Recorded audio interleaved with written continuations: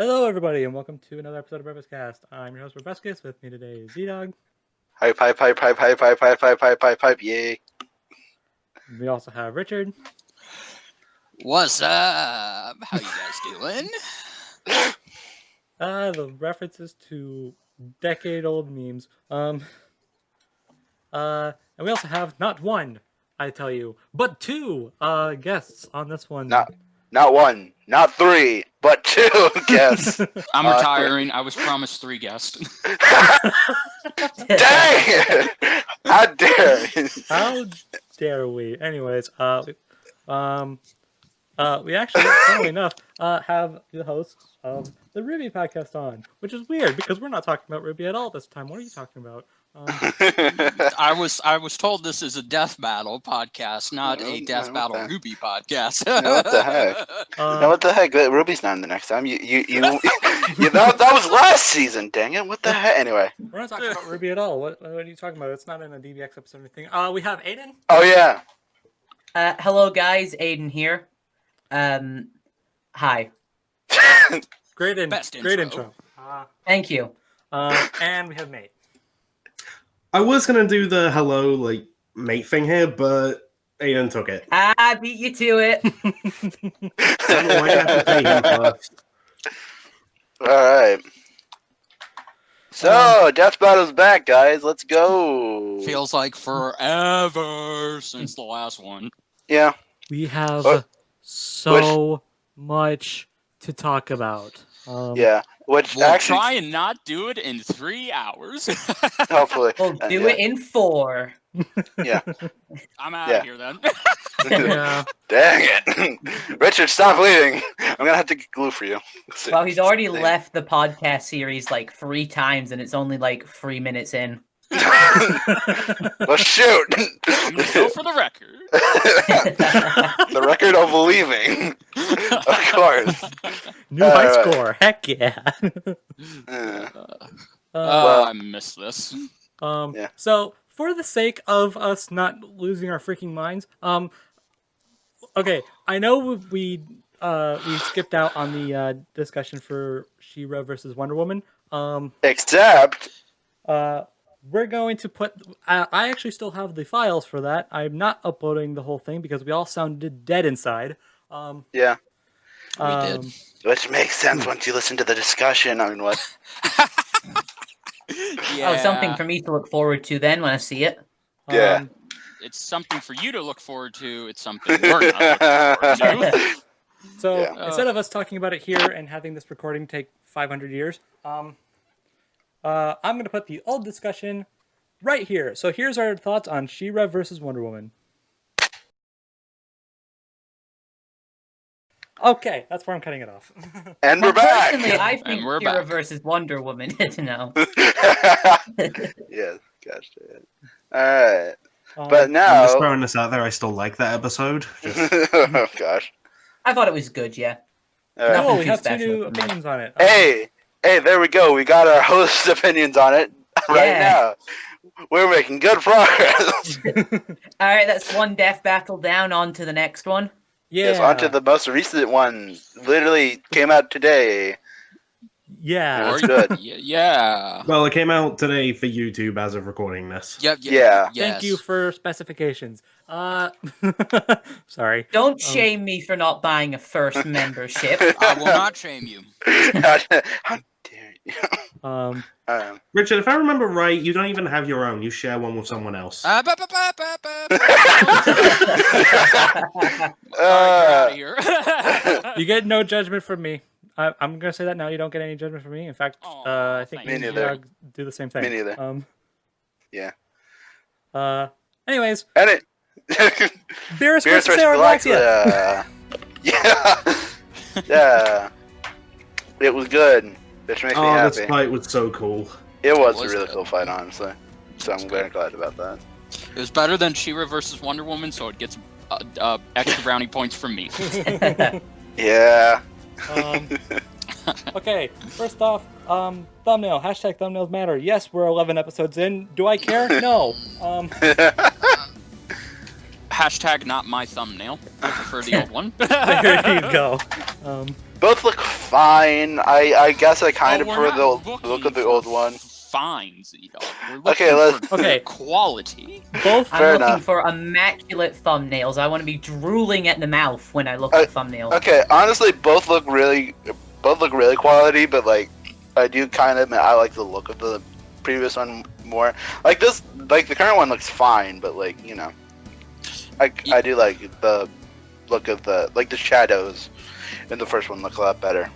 Oh yeah. Okay, for clarification, in case there's someone watching who has absolutely no idea what we're talking about, so before Galaxia was revealed as Beerus' opponent, we had half of a thumbnail reveal, and we all thought it looked really freaking cool. It did look cool. And then we learned Galaxia was the opponent, and then the DBX finale came out. We'll talk about all that later. And then we got the full thumbnail with Galaxia side, and I thought it looked amazing. Like that has got to go down as one of the better thumbnails of the season. Yes. And then literally an hour later, we got a tweet showing the current one, and I think it looks boring by comparison. They pulled a reverse Leo versus Jason. They gave us an awesome one that is quality at the beginning, and then they gave us a boring one literally an hour. They gave us a boring one that still looks good. So. Okay, yeah. Okay, for clarification, just because I said it's boring by comparison. By comparison, it by still itself, looks fine. It still looks really cool. Could be better. Could be better, but it could be much worse. Yeah. We're not going to mention the obvious one we compare it to all the time. That joke's got old. No, I thought it was just Richard that does that. No, it's all of us. But yeah, this one's still good. I'm happy they went with this one, but I would prefer the old one. Yeah. That's a good way to put it. Whatever, it's fine. I don't feel dead looking at this thumbnail, so what? That is a good thing. Yeah. So episode talk. First off, results. Sure. Yeah, sure. No. For now, I'll agree with it, but like, I do think it could go either way. Be prepared for the half an hour rant about the results. No, not actually. No. For now, they didn't disappoint me. They took it how I knew they were going to take it. And in that regard, I'm not disappointed, but I'm still fucking pissed off that Beerus is in here. There it is. Because you just don't like Beerus, or... No, oh my god. No, because he's a character that should not be in Death Battle at this time because he's a lazy fucker who just motivates the two characters. Shows use him, apparently. We don't count those other shows. Pretty sure one of those other shows is one that you work on, but and they did a little something with him. All I gotta say is, yeah, that's a way to represent him well. Well, we're not talking about that. We're talking. I'm not gonna say what the thing is because it's disgusting. We're not talking about that. We're talking about this. You will. It's also a bit hard to use Beerus in It's also a bit hard to use Beerus in battle as well because he doesn't really have like a cap on his power that's confirmed. Like, there's been statements of characters being stronger than him, but like it's hard to pinpoint exactly like how much weaker he is to them, or like it's hard to get a good quantifier of Beerus' strength. That's the issue with using him. I'm pretty sure you could say that about literally every single Dragon Ball character that isn't dead. But how many of them? Oh, go ahead. No, I was just going to say, but my point still stands. So my argument's correct, which is all I care about. Okay, so I find it absolutely hilarious. We went into the. I'm pretty sure most of us went into this thinking, all right, who's gonna dig the grave for Beerus? I'll do it.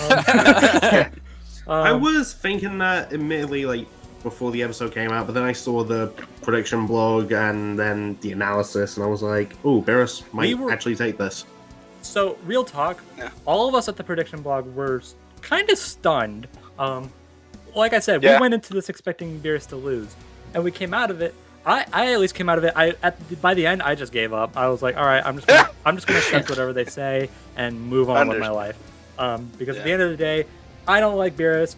I've never seen Sailor Moon, so I don't really care. But yeah, the prediction blog mostly went for Beerus, and that's what the episode ended up going with. So I'm just gonna be like, you know what? Sure. Why It not? kind of reminds me of the research team's whole thing when they looked into Sasuke versus EA. Oh yeah. Oh man. Oh please. Go don't into dig expecting one result, and then they're just like, wait, really? Yeah. Like, The are we difference- sure? The difference is that we called it by the end. Then you guys should be the new researchers. We all went for Sasuke to start. Yeah, I'm pretty we sure all everyone. Sasuke to start, and we went for him Welcome to to the end, Death and then he Battle lost. Researchers podcast. No, but yeah, I kind of after a while I was like, all right, I'm kind of expecting Beerus to win, but I'm still just gonna go with the mentality of accept what they say and move on with my life. Yeah. And that's the mentality I went with when I walked out, and that's the mentality I'm going with right now. It's good. Kind of like when you need to go to the dentist, you know, like, which is a bit of an odd analogy, but it's like you're going to the dentist, you know, you gotta get in there, you gotta get out, you don't really care what happens in, like, the actual room, just get in, get out, move on with your life, so. I never expected us to make an analogy like that, but... Well, you know, I surprised people, so there you go. yes, you do. yeah. But yeah, I can't say I can complain. It's a character I don't like beating a character I know nothing about, so you know, nothing of value was lost. All right. I mean, from what they gave in the episode, I could see it definitely, but like, I don't know. It's an episode where honestly I can see both sides winning, and the outcome they came up with, like, sure, I'll go with that for now. So. I'll take it. Yeah. I'll agree with it because again, I called it. I knew they were going to go this route, and in that regard, they didn't disappoint me. So I feel bad for Sailor Moon fans. I really do. But I don't. don't. Worry. But don't worry, if Goku ever comes back, Sailor Moon will kick his ass. Or Superman will kick his ass. Here's the Again. thing: I would feel bad for Sailor Moon fans, but they were kind of obnoxious during this wait. So you know what? They're getting what's coming to them. I completely stayed out of that, so I'm just not saying anything. Yeah, me Fair. too. I didn't look at the prediction blogs, but I did hear a lot of people talk about like the apparent abilities that Galaxia has, and I was going into it thinking, oh, Beerus is screwed. But then, like, none of the stuff that I heard people mention turned out, well, some of it was, but, like, a lot of the stuff that people told me that Galaxia could do, she couldn't actually do. Yeah, people made up abilities that she has. Like, they literally gave her, they literally said that she has people will literally say that she has this ability that she doesn't actually have, which is why a lot of us went for Galaxia in the first place.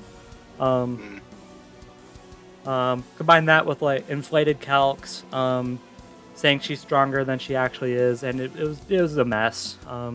Understandable.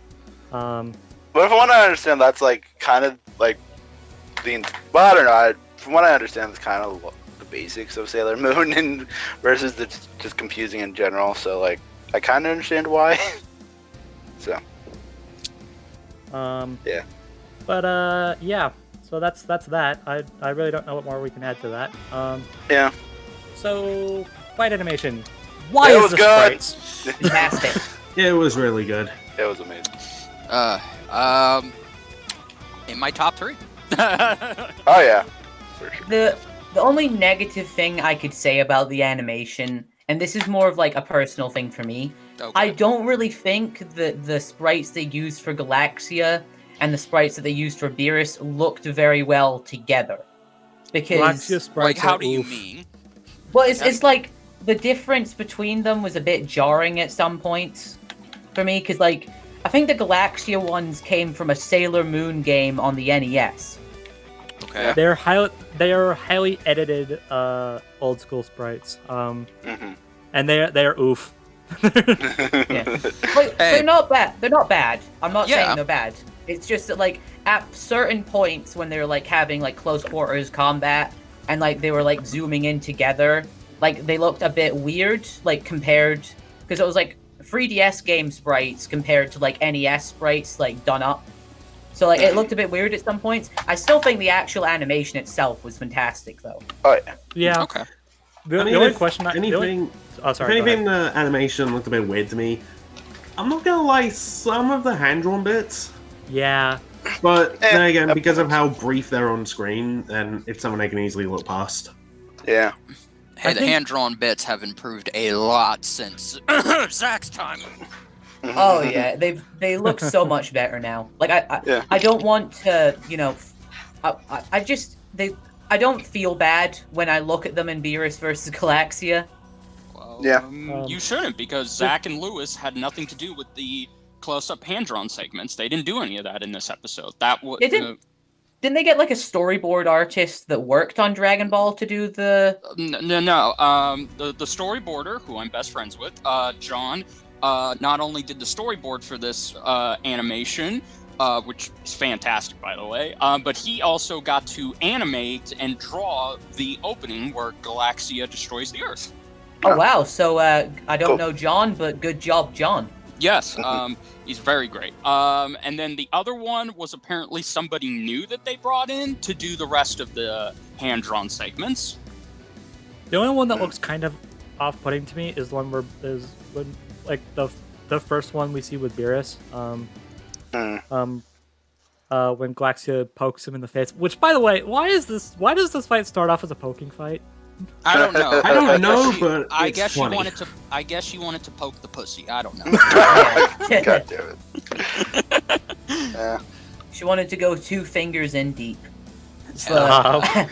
But I know Beerus has you like right a lot there. of poking moves from like the Battle of Gods movie. Like he flicks and pokes people a lot. I don't know if Galaxia does the same. Apparently, I guess. Yes, I think she does. I'm pretty sure. It's just weird. Like, it's like No, yeah. what? Why? Like, of all the ways to start off, they start off by poking each other. They're literally both poking each other. Like, Hey, to its defense. It's weird, but it fits, and I just find it hilarious. Yeah, oh no, it's Yeah. great, but like, why? To its credit, that does make it the most unique style of combat compared to other death battles. True. Yeah. That's true. I'll give you that. Mhm. No, I'm not complaining, of course. It's hilarious. Yeah, it's just absolutely. weird. It's like I saw that. I was like, all right, that's funny, but why though? Because why not?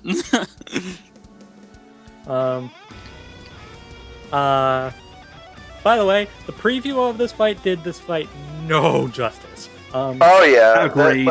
Oh Well, yeah, mainly no, 'cause- the preview was terrible. Mostly because mainly they had them because talking over the beginning. yeah, they and it was talked over it and frustrating. it showed nothing Okay, new besides because basically they showed like what was shown at the end of the Death Race, plus little talking. That's it. well, that's basically okay. it. Yeah, they talked over the "it's unwise to destroy a god's desert" line. No, you didn't. Yeah. Okay, no. He didn't no. say that. He's like, it's unwise to destroy a planet. No, it was dessert. Yeah, it was dessert. I've watched Okay. the fight multiple times. Yeah, it was. Okay, well, I didn't mind the talking. It shows they have fun, and they only laugh like one time. But I'm just, in terms of the actual preview, the Yeah, I was fact about to say, like, even take out the whole them talking over it, which, by the way, yes, was super annoying, but I digress. The preview itself is just awful. It's I mean, if you're going to showing since this fight was almost 4 minutes long, you could have shown like maybe the first 50 seconds of it, and really decide on where to cut it off, because Or maybe remember to have the preview ready. I would have ended it. no. Oh, it's true they didn't have the preview ready, but This is what happens when Ben is not there to be the mom of the group and rein them in and get them to be professional. Yeah. I personally would have ended the preview at the Hawkeye moment. Like show him. Yeah, like the don't- moment Beerus says Hakai. Yeah. Yeah, that would have been a perfect ending spot, Show him, but you know. like, show him using it. Don't show that it doesn't work. I mean, obviously, we would know it doesn't work. It was only a minute in, but be a very anticlimactic way for the death battle to end. Just Hakai, Galaxia's gone. Everyone gets to go home. You know, you say that. I had a stupid prediction like an hour before the fight came out. An hour. Okay. I was just thinking to myself, do you guys think it would be funny if Beerus won, but then Whis shows up is like, oh, Lord Beerus, it looks like Earth has been destroyed. Should I rectify that? Yes, I'd like to get my food back. Rewind time, and then you just Hakai's Galaxia before she can do anything. that would have been funny, but nah. Nah. But good. Funny. There's always Dragon Balls to wish back the Earth. Yeah, true. No, there's always a Whis to wish back the Earth. The Dragon Balls are inferior at this point. Does anybody even care about the Dragon Balls anymore? No, I don't give a shit about the Dragon Ball because I stopped giving a shit about them. I mean, in the context of the show, like, in the context of the show, no. When was the last time the Dragon Balls have been used? Wasn't it Battle of Gods? Are we counting the Super Dragon Balls? No, just the regular Dragon Balls. The regular Dragon Balls Super were Broly. last. Oh, were they? I still haven't seen Super Broly. They Dude, were also. watch it. It's good. They were also used in a filler arc after the tournament saga in Super, and it was like Goku was trying to wish back King Kai with the Dragon Balls, and then people kept on interrupting him. So those were the last two times the regular ones were used. In the actual series. But there's there's so many different types of Dragon Balls, it's ridiculous. We got the normal ones, the Namekian ones, and now the super ones. Yeah. They just can't keep track of their balls, man. Yeah. God. Too many balls to count. Too many balls. Okay. So I was expecting this fight to be pretty destructive. They're gods of destruction after all. But like what? Yeah. You have no idea how right you were. Yeah. Look, not only do they destroy the Earth, literally like 5 seconds into the fight. They destroy a couple other planets and a sun by mistake. Yeah. My gosh. I saw when we saw the reveal, we knew that was very early into the fight. And we just see Galaxia blow up the Earth. We were like, wow, that escalated quickly. They didn't even fight yet. All right. Yeah. No, they straight up destroy 2 other planets with a bunch of inhabitants on it. By the way, the inhabitants we saw were all voiced by Zach, which is funny. Yeah. Yeah, I just watched the commentary and they said that. Which, by the way, the planet Galaxia was on where she mind controls them, and they have the crystals over their head. Should we count that as Sims representation in Death Battle? No. No. I was kind of expecting at one point for them to like attack Beerus as well. Yeah, she has like an army of them or something. Yeah, like I was expecting when like Galaxia flew at Beerus and like they were in that like lock for a second, we'd just see like the wee Paper Mario guys just like fly at Beerus. Oh they yeah, don't that's another have the thing. budget These guys to are do up to that, Paper Mario. man. Unfortunately. Yes, unfortunately. I never would have guessed. But yeah, these are those characters are from Paper Mario. There we go. We got Paper Mario representation. There you go. Yeah. When random background characters get into Death Battle before the actual Paper Mario character. Or when the soundtrack of a series gets into Death Battle before any of the characters. I know that feel. Gosh. But yeah, this fight's wild. Oh, It yeah, is. There's Yeah, it a is. ton of Easter eggs for both series. If you look. Shut at 3 seconds, sir. Exactly. I was gonna say that the constellation appears after they do the Hakai, Yeah, in the Yeah. bottom left corner. and I noticed appreciate that, it. and I was appreciate "Yay, that." it's there." It's funny. Yes. What's funny is that when they showed that, I noticed it literally last second, and I was like, wait a minute, is that the? You know what? I'm just like, I didn't reverse back. I didn't like rewind back so I could confirm it was that. I was like, you know what? I'll go back to that when I'm finished watching. And then sure enough, yeah, that's what it was. And that's great. Yeah. Every time a fight takes place in space, they have to they have to reference that, and I'm totally okay with that idea. Same. Mm-hmm. Keep it alive for as long as possible. But don't force it into every episode, obviously. Exactly. Well, yeah. I still remember there was a funny little like when Ratchet and Clank versus Jack and Daxter came out. Someone made this funny little joke like, now watch, every single 3D fight is gonna have just somewhere in the background you're gonna see the breakdancing Rhino 5. I remember that. Yeah, I kind of wish they went with that, but oh well, I'll live. Yeah, that would have been funny. that would have been. Whatever. But yeah. We noticed that. I like when she grabs Beerus by the tail. He's like, "Don't you dare!" Oh, that was funny. That was really funny. It's like Beerus, it's like, you know what, Beerus? I don't like you, but that's totally in character for you, and I'm alright with that. Yeah. It's funny when an episode gives a lot of respect to a character I literally do not care for whatsoever, and I can look at that and be like, you know what? I don't like you, but that was funny. Yeah. Is it like you don't care for him in the sense that like you're neutral on him, or in the sense that you just don't like him as a character? I just don't like him. That's fair.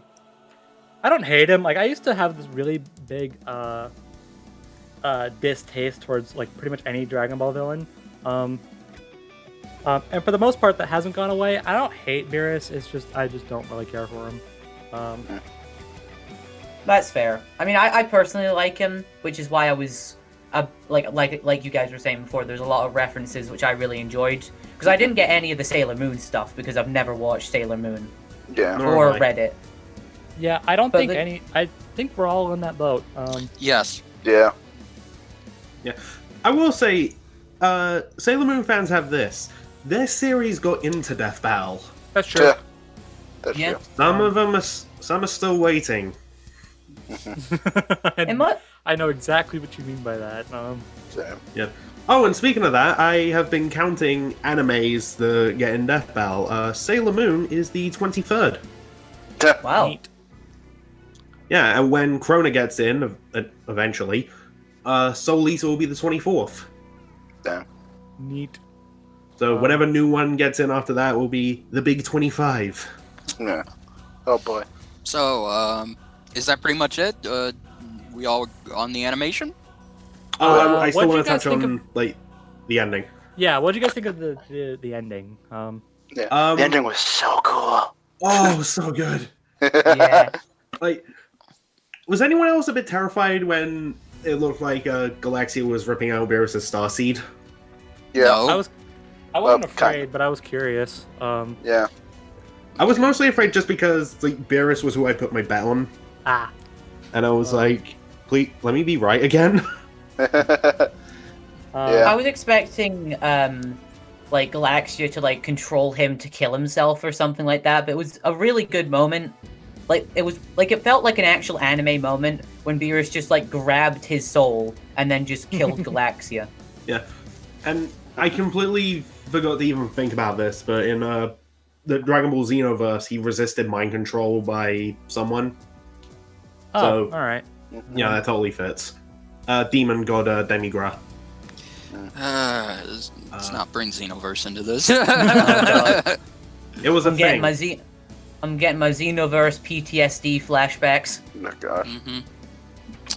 Anyway, though I love that moment, that's impossible, and then Beerus is just like, I am the impossible! Yeah, that was a good one. Oh, that was such a cool line. I love that. Oh, I love that line so much. It's so cool. That's probably going to go down as one of, if not the best line of the season. Yeah. Oh, probably. definitely.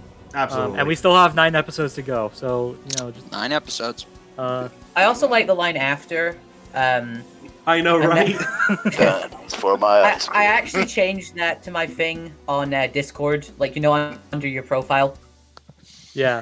Like I changed it to that, and that was for my ice cream. How dare Which, it sounds stupid, but it fits Beerus perfectly. Yeah. Yeah. Yeah. So, it's okay. I'm not gonna lie. When we saw Beerus get shot, I was like, wait, are they giving Galaxia the win here? The Starseed thing at the end, but after that didn't kind of fed into that, and then Beerus was just like, you know what? Nah. Yeah. I was like, oh well, okay, there we go. There's Beerus's win. Yep. Mm-hmm. It did kind of look at one point like when he was like snapping out of the soul manipulation, like he was waking up from like a nap or something. Like it was that nonchalant. It was just like, and then he just grabs his soul, just like incredibly casually. I thought that was great. Have you ever grabbed your soul and blasted someone into a black hole? While you're still holding I've on done to one it, of those might things. I add. Can't say I've done both. I want to point out that Beerus was still holding on to his soul by the end, which is funny to me. How do I get this back in? Yeah. Oh no. No, imagine he just eats it. He just eats it.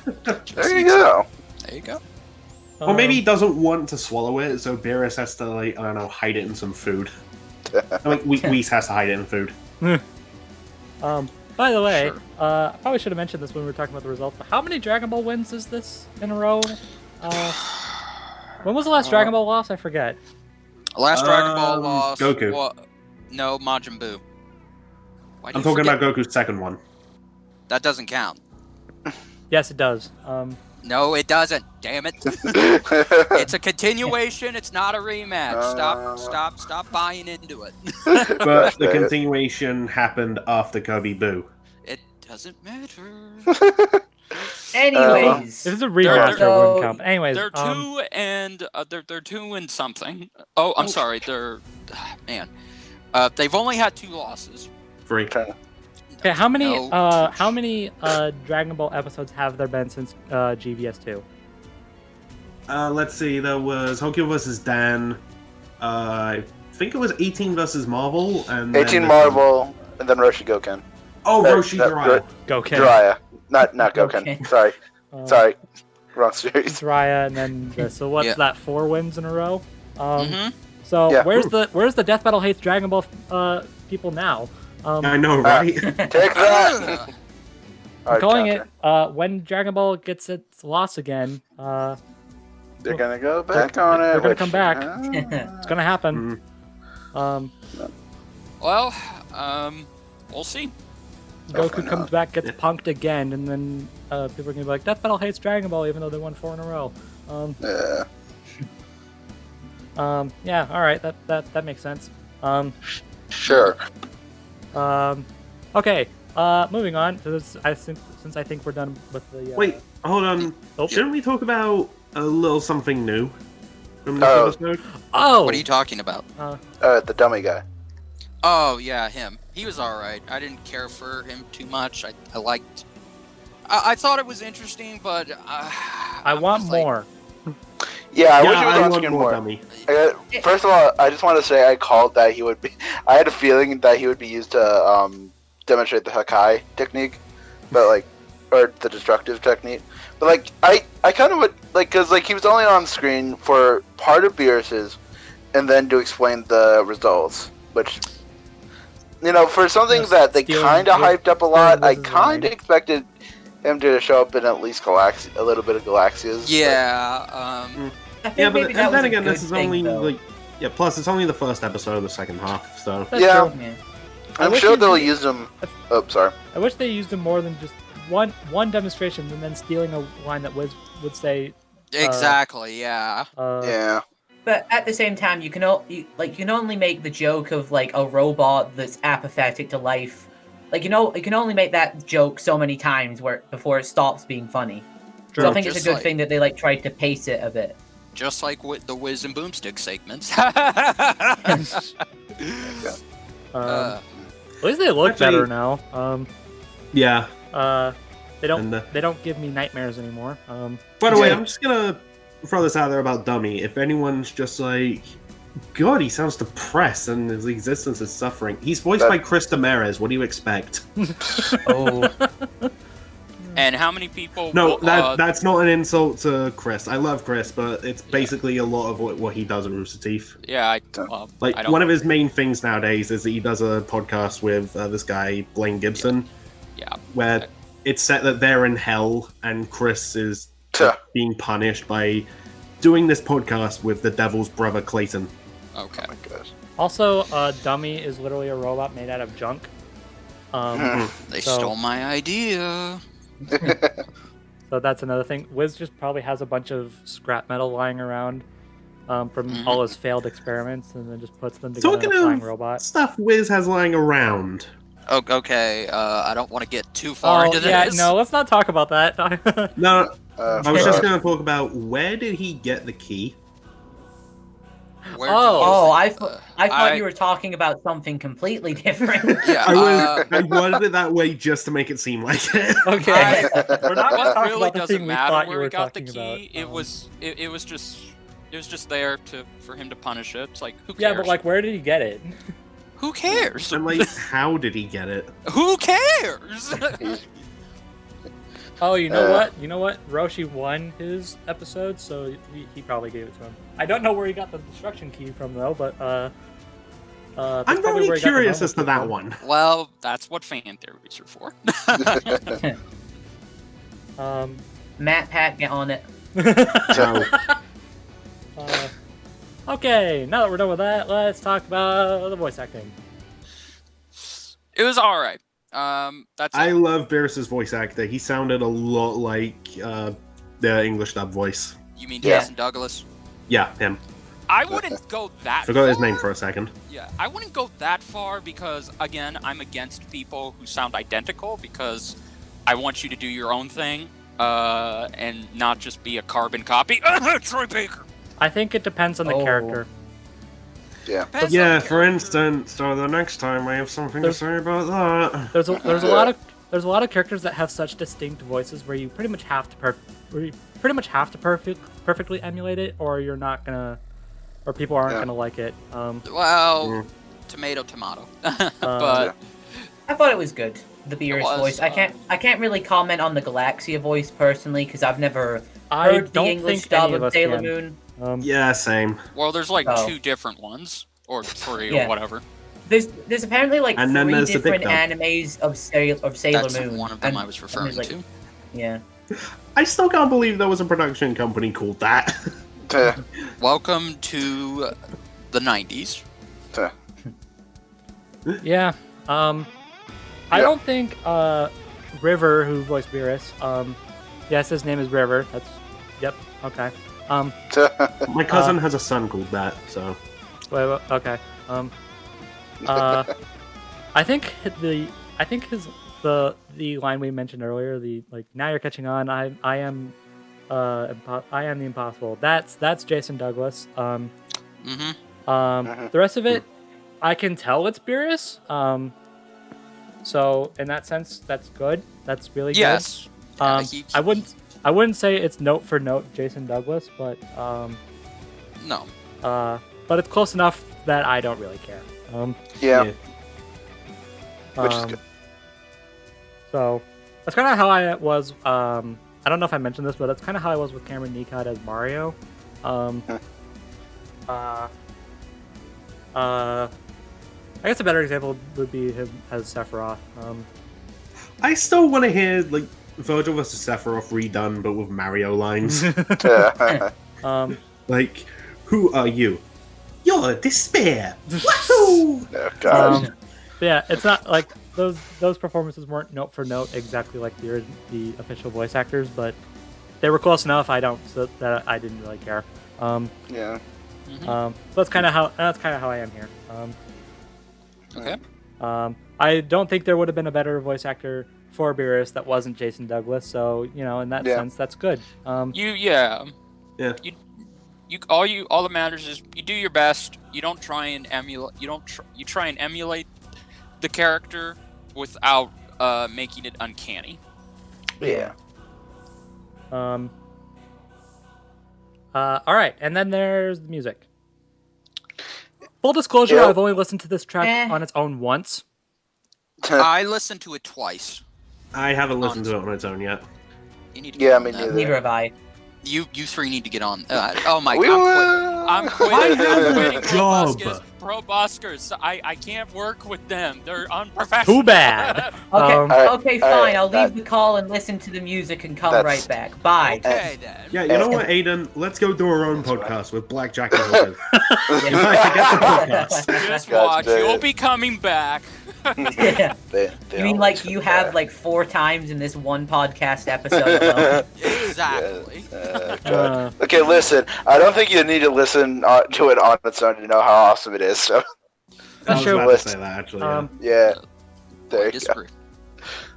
Okay, It helps give you a But better idea, it- so it's awesome.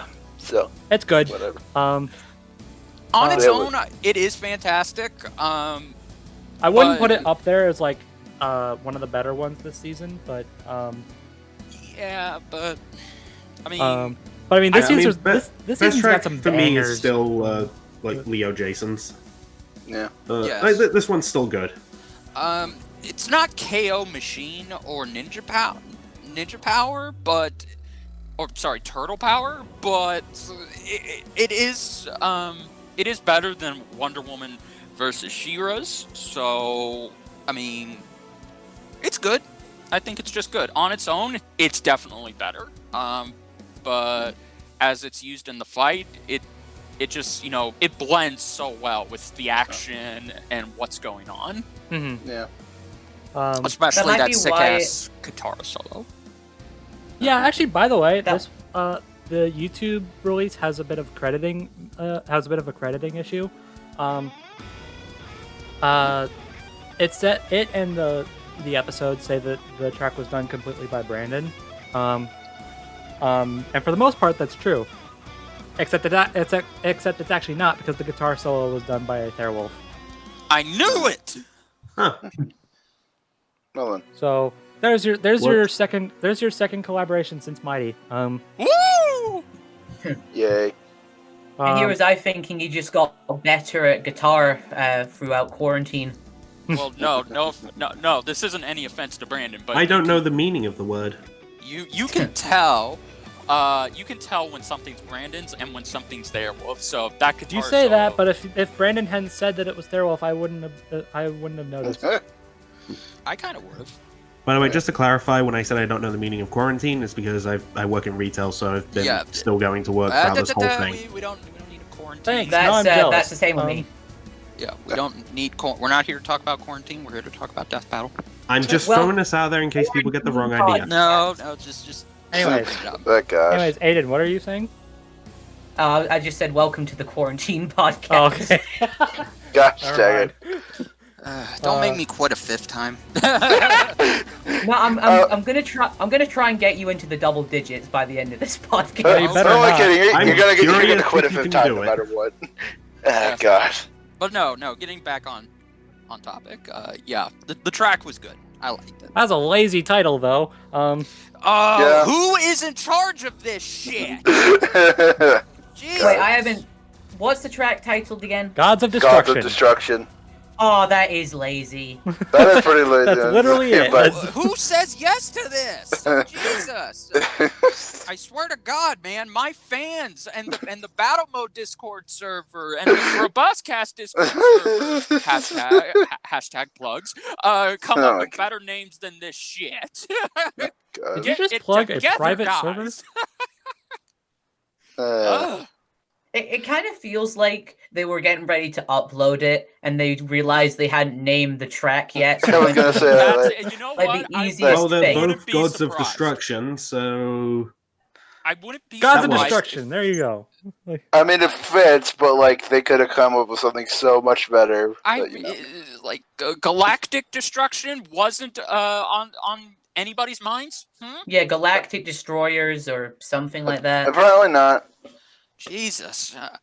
Oh well, I'm not judging the song by its title. So No. yeah, I'm just, nor do I. Of Yeah. course not. That's a bit it's unfair just- to judge a song by its title. No, but I'm it's just just, saying, like, stop you know- coming up with lazy I only- names for your tracks. I only bring it up because it's funny. But is. Yeah.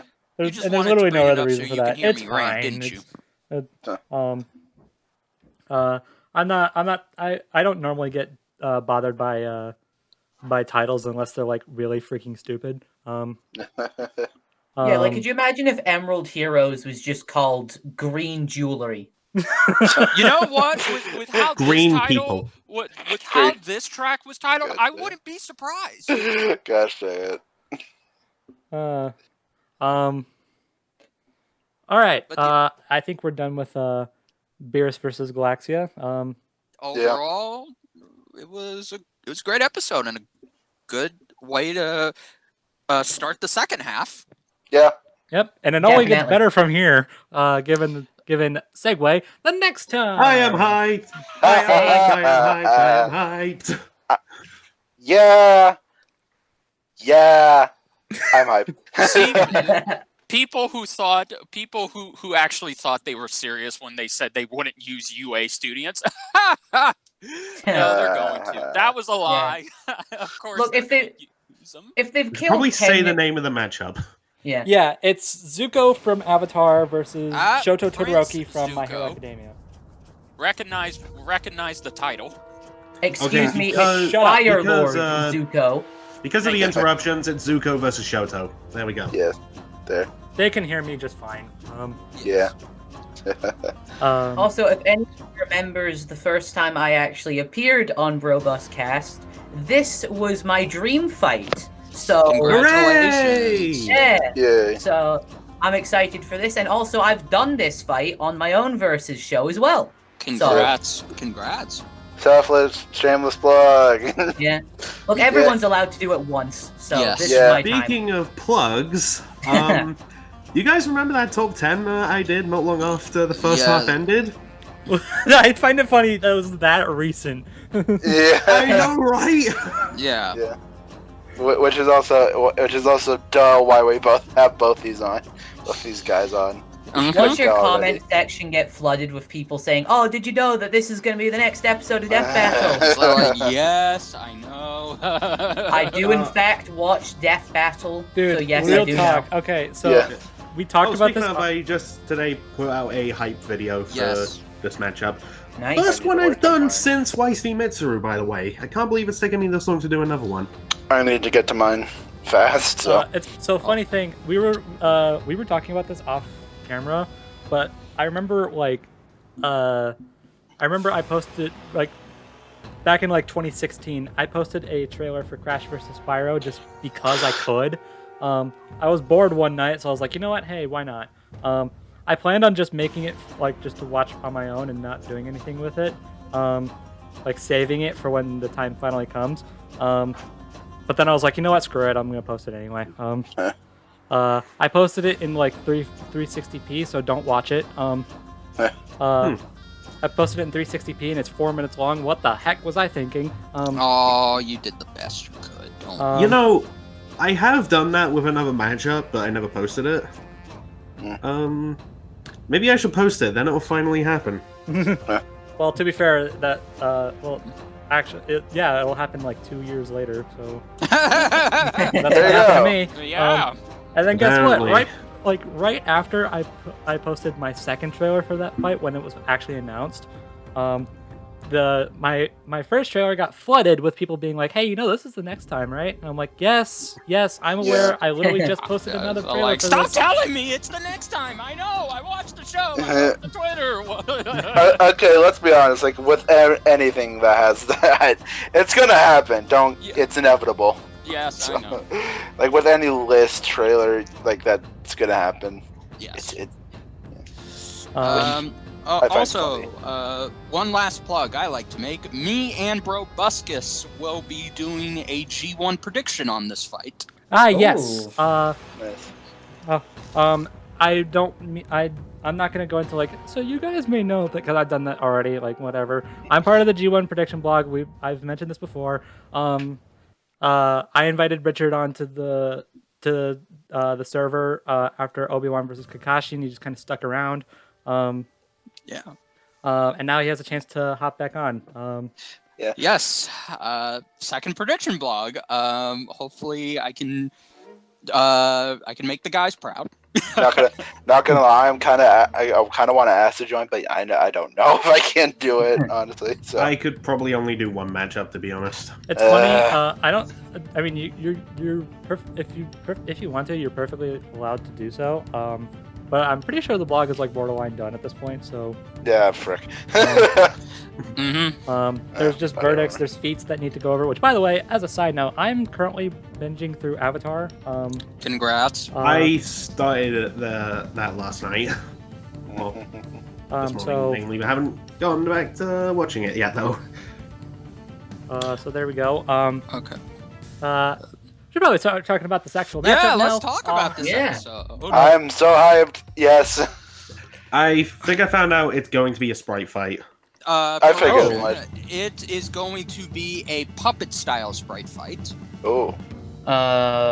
Interesting. Like Miles Static, I'm guessing. Aiden just go. Yes. Yes, like okay. Miles versus Statics, and Aiden, you were hoping for a hand-drawn as well?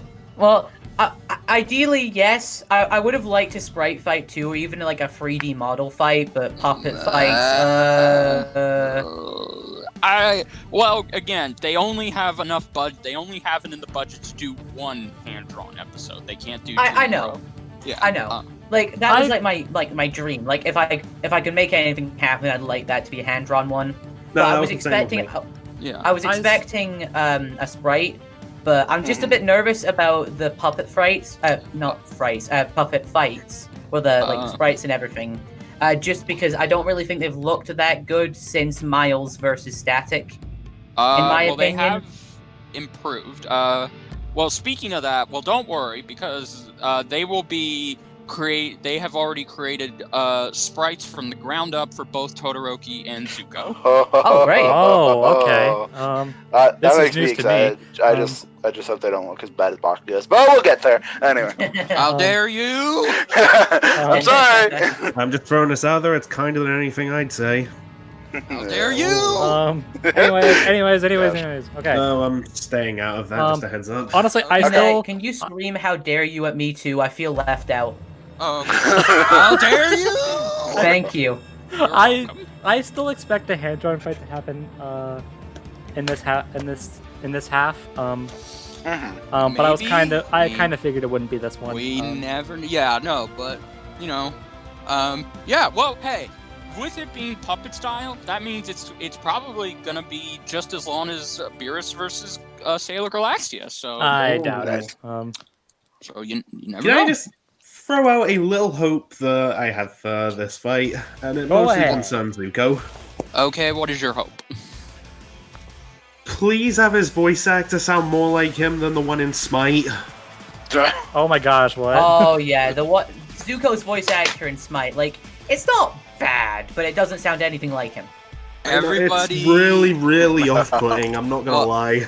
Well, everybody is open to interpretation. Every character is open to interpretation. Like, I mean no disrespect to the dude who plays him in Smite, but it's just... Yeah. I don't know, it's one of those things where, like, Dante Bosco is just super iconic as the character. I can't really picture anyone else doing it. I will give credit and new voice actor for that. It sounds, like, almost perfect. Like, you will not, like, notice if you listen to it. Okay. So, I think it's safe to say that we're all fans of My Hero. I think it's safe to assume that. Yeah. Safe to assume what again? What? You said safe to assume. You cut out on my end. Oh, it's safe to assume we're all fans of My Hero. Yes, absolutely. It is. It's the best anime of the current era we're in right now. Yeah. And it's also a really good manga as well. Hell yeah! And it had 2 great movies, which I have not seen. I haven't seen them either. How dare you! I need to. I've been meaning to, but lazy. I've been meaning to watch both of them, but I haven't yet. That's not a good excuse. No, whatever. You should have seen it. Whatever. Also, by the way, the second one is far better than the first one. That's not an opinion. Okay, in my defense, the agree to disagree. in my defense, the site I used to watch My Hero has the second movie up, but it's theater quality. Fair enough. So Fun. Yeah, that's fine. It did get released on Blu-ray in Japan recently, though. Fine. And I think there was a tweet by Funimation saying by the 16th of August, you can stream it on English dub on their website. So Nice. look Fine. out for that. I still need to watch the first movie though, so that's just how it is. I mean, you don't really need to watch the first one to get the second one.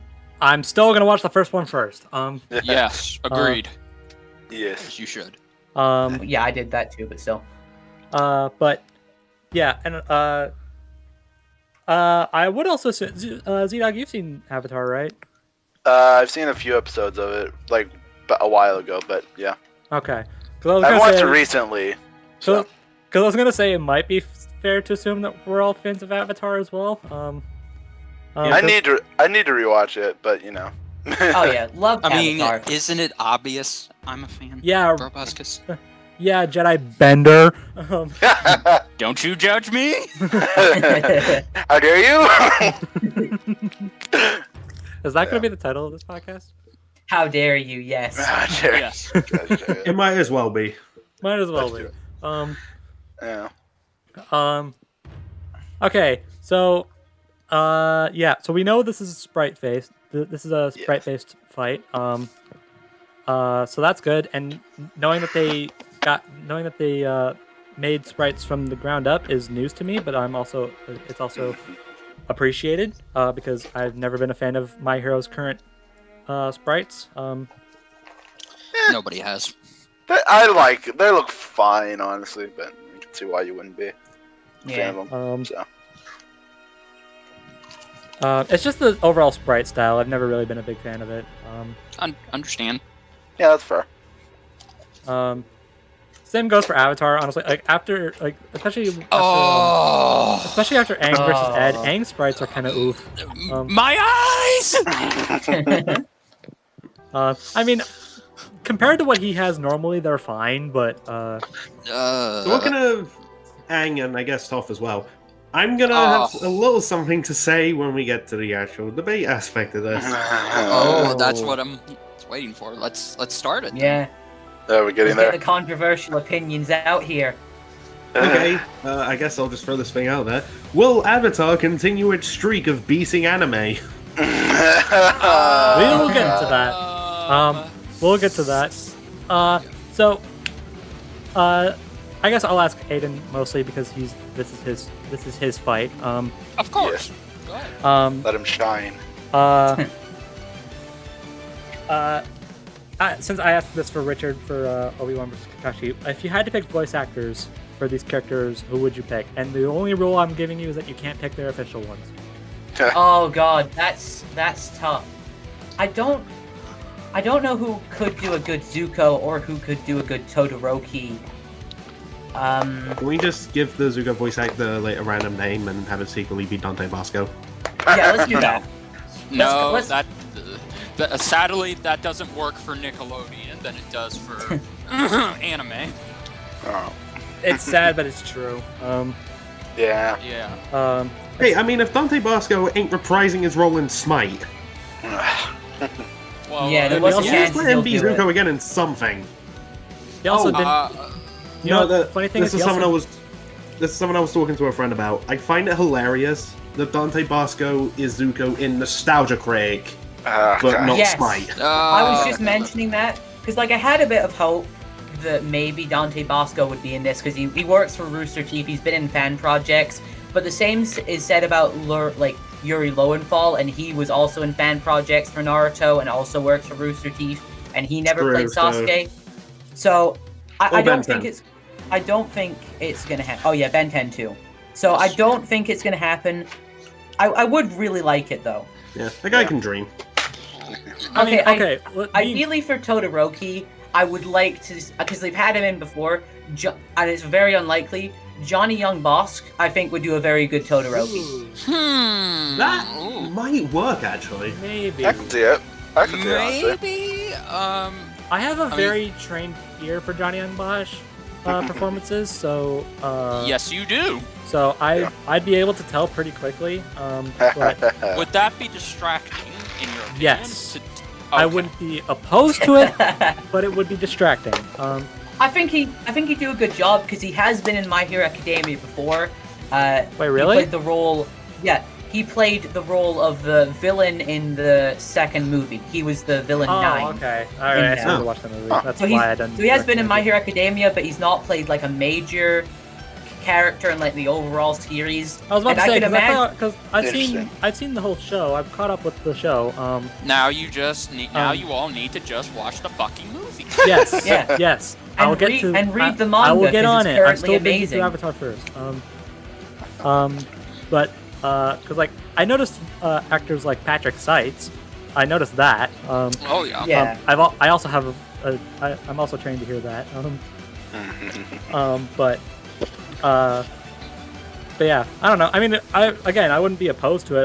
I wouldn't say it's bad, but I would definitely notice it's Johnny Young Bosch. Yeah, I would too, which is why I think it'd be kind of cool.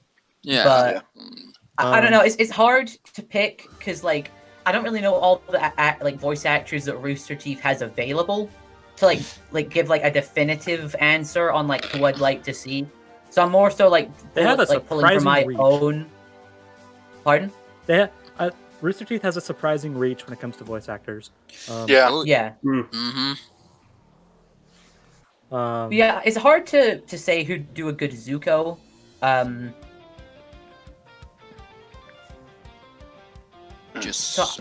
not sure about him. If anyone has any suggestions, I'd like to hear it. Well, get the trans actor who played Jake Long in Danny vs. Jake. Yeah, honestly, if there's anything, that's the safest bet since he's been she's been on recently. Yeah, so. she's. I could see it, and I get it. It's the same voice actor, but yeah. But I don't know. Yeah, but then by that logic, wouldn't they have had? Actually, no, again, it's different voices. I was gonna say, it's like they've had Mark come back twice. I was thinking of something completely different, Richard. Oh, okay. They've had Nicholas come back twice as well, so nothing is impossible. I'm pretty sure he was still thinking of something completely different. I know, but I'm just saying. My only thing with her maybe playing not Todoroki, Zuko. They're the same person, let's be real. Yeah. No, they're not. Well, and on the outside appearance, they are actual character-wise, they are different. But the point is that I don't know if she'd be able to like do a Zuko voice that well, like get that lower tone as well as she did with Jake. If she can do it, I'm like open to it, but I don't know if she can. That's my only consideration, and I feel it would be a bit off-putting to watch like a super high-pitched Zuko. Yeah, that's what I was thinking too. That's fair. But if she can pull it off, then that'd be great. Yeah. Expect the worst, hope for the best, you know? Yeah. Hope for the best, prepare for the worst. Thank you. Also, I'm just going to get this out of the way because I've been meaning to make a joke about this. I have to make it at some point. I know, and I will explain further on later. This is not Zuko versus Dinobot. 0 out of 10, not going to watch. I was lied to! Yeah, sure. That's how I feel. How dare you! This particular matchup doesn't happen. That's my line, Adrian. Okay. It's Aiden, but okay. Hey, sorry. Being real. I knew that was not going to happen. I even said it when I brought it up in a podcast before. I knew this wasn't going to happen. They were going to pick Todoroki instead.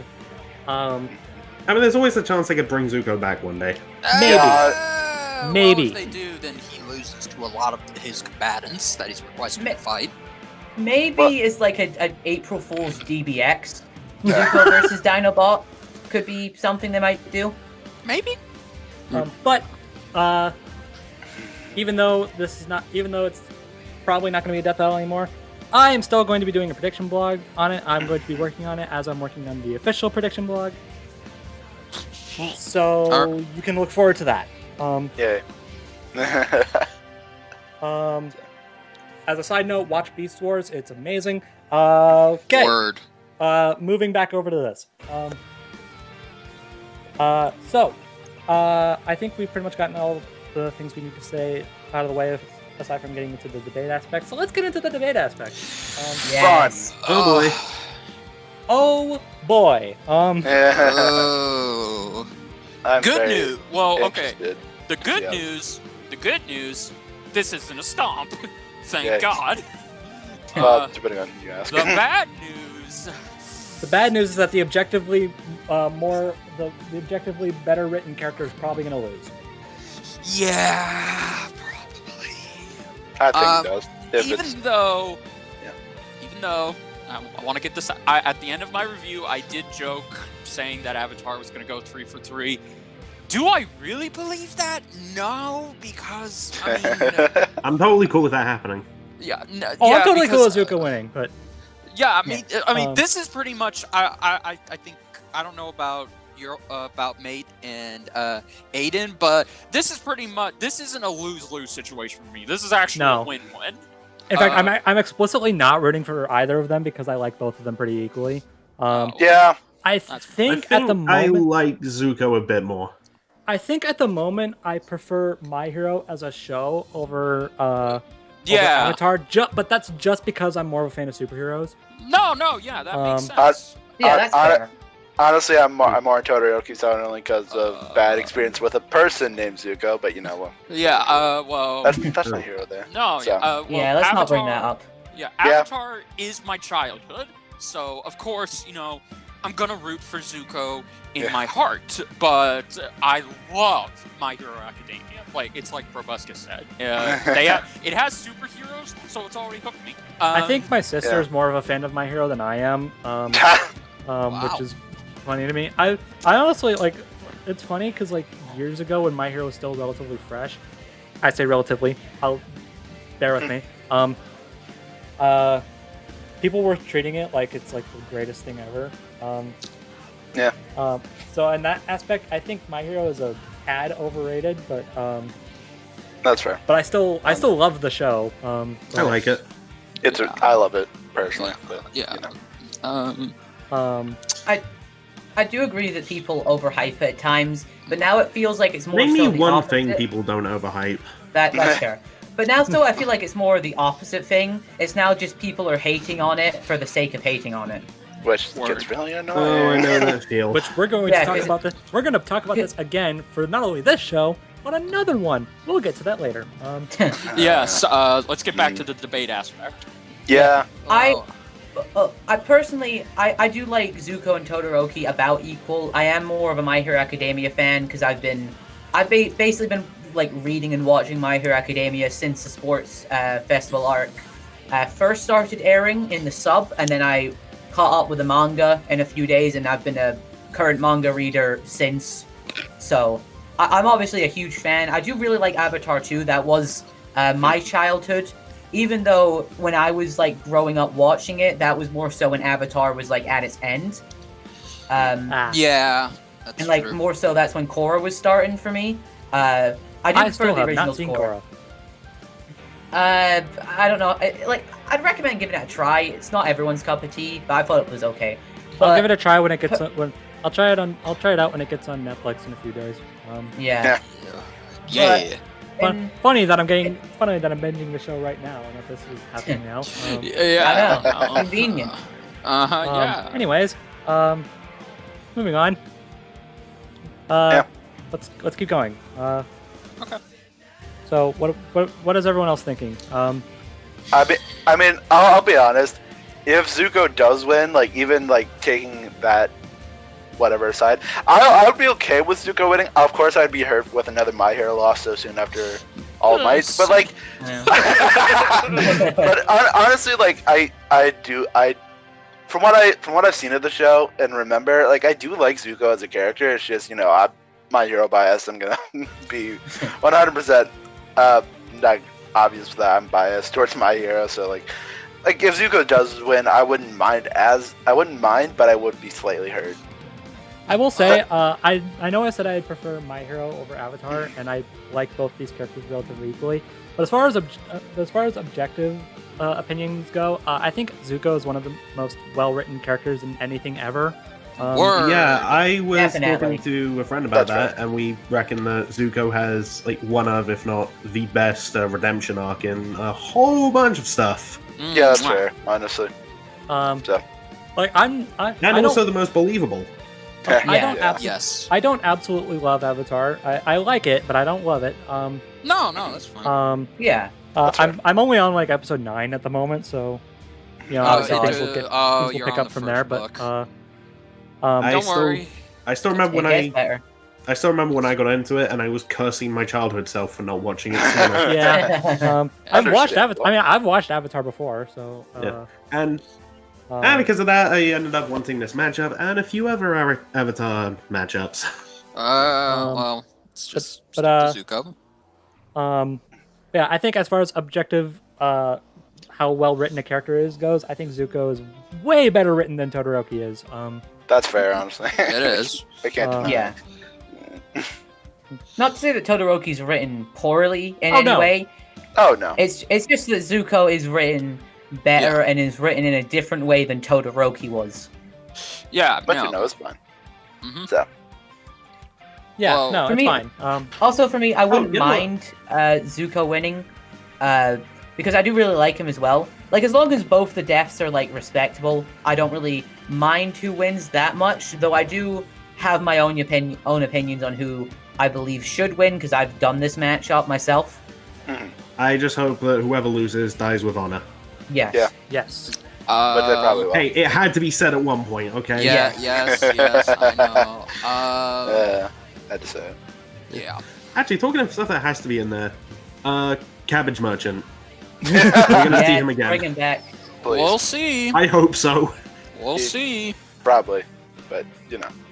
I also Uh, want a conversation between Zuko and Todoroki, where Zuko's like, "Oh, your scar is quite similar to mine," and Todoroki like explains his backstory briefly, and then Zuko just goes, "That's rough, buddy." Anything is possible. That's all I gotta say. They have to do it. It's like one of the most iconic Zuko memes. We'll see. We'll see. Oh my god. Well, that and hello, Zuko here. Yeah. God. Could you just imagine they do like a tournament style fight for Zuko versus Todoroki? Zuko just walks into the arena and is like, "Hello there, Zuko here." A little off topic. I gotta ask. You guys can't hear a dog barking in the background, can you? No. No. Oh, thank God. Yeah. Definitely.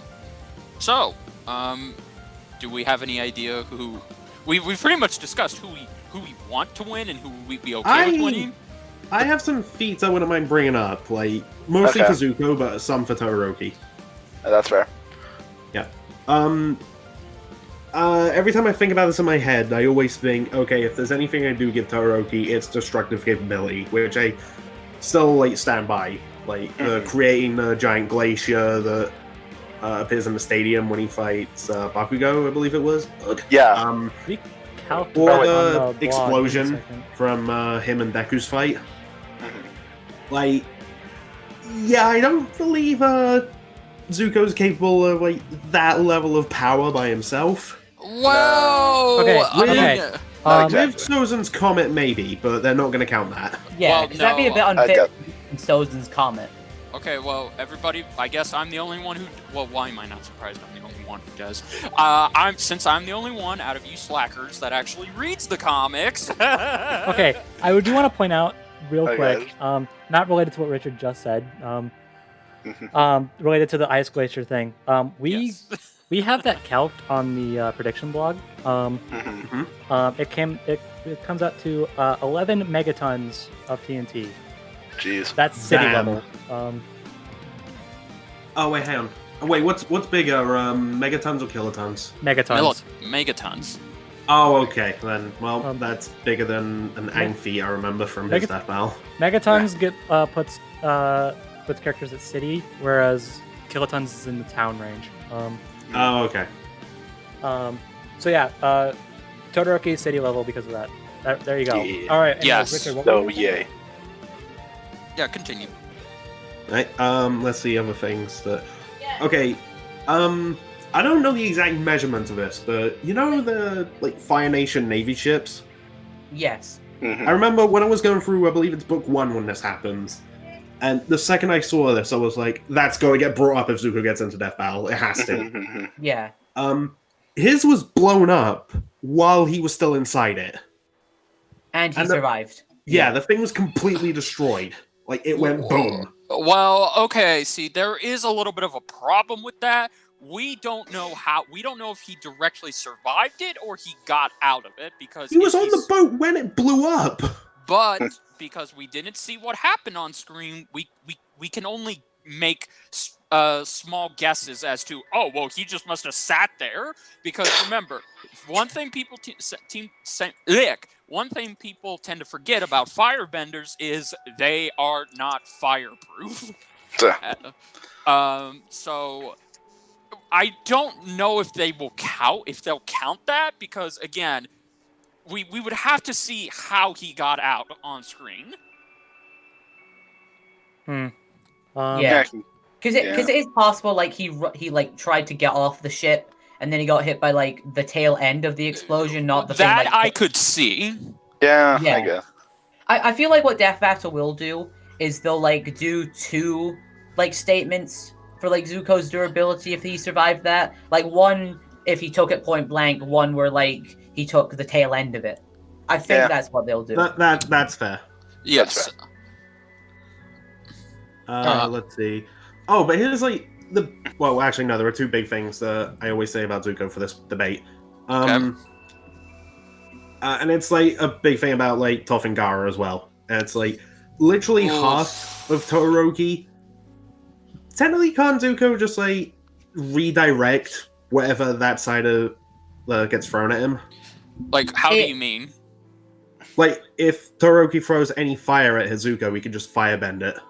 Yeah, you can firebend that. But the problem is Todoroki can also manipulate fire as well, so... Can he manipulate fire that's not his own? Yeah. Pretty sure, yeah. Yeah. I mean, also, he could just like shoot a second fire blast to like counteract the one that Zuko directs back to him. Or, like block it with ice or do something with ice to throw off Zuko. Yeah. But he There's also the fact that fire is harder to redirect the stronger it is. So, like, if Todoroki sends out like a massive blast at Zuko, it's going to be pretty hard for him to redirect it back at him. Yeah, I mean, at that point, true. Zuko can redirect the bigger, the medium-sized fire, but if Todoroki sent a bigger one, he would have to use a fire shield to protect himself. Mm-hmm. I wouldn't be surprised if Todoroki's fire side is just as powerful as his ice side. That's what I think that's fair to assume. It is, because whenever Todoroki creates the giant glaciers, he uses his fire side to melt them afterwards. Okay, yeah, that's so he can output as much power using his fire side as he can with his ice.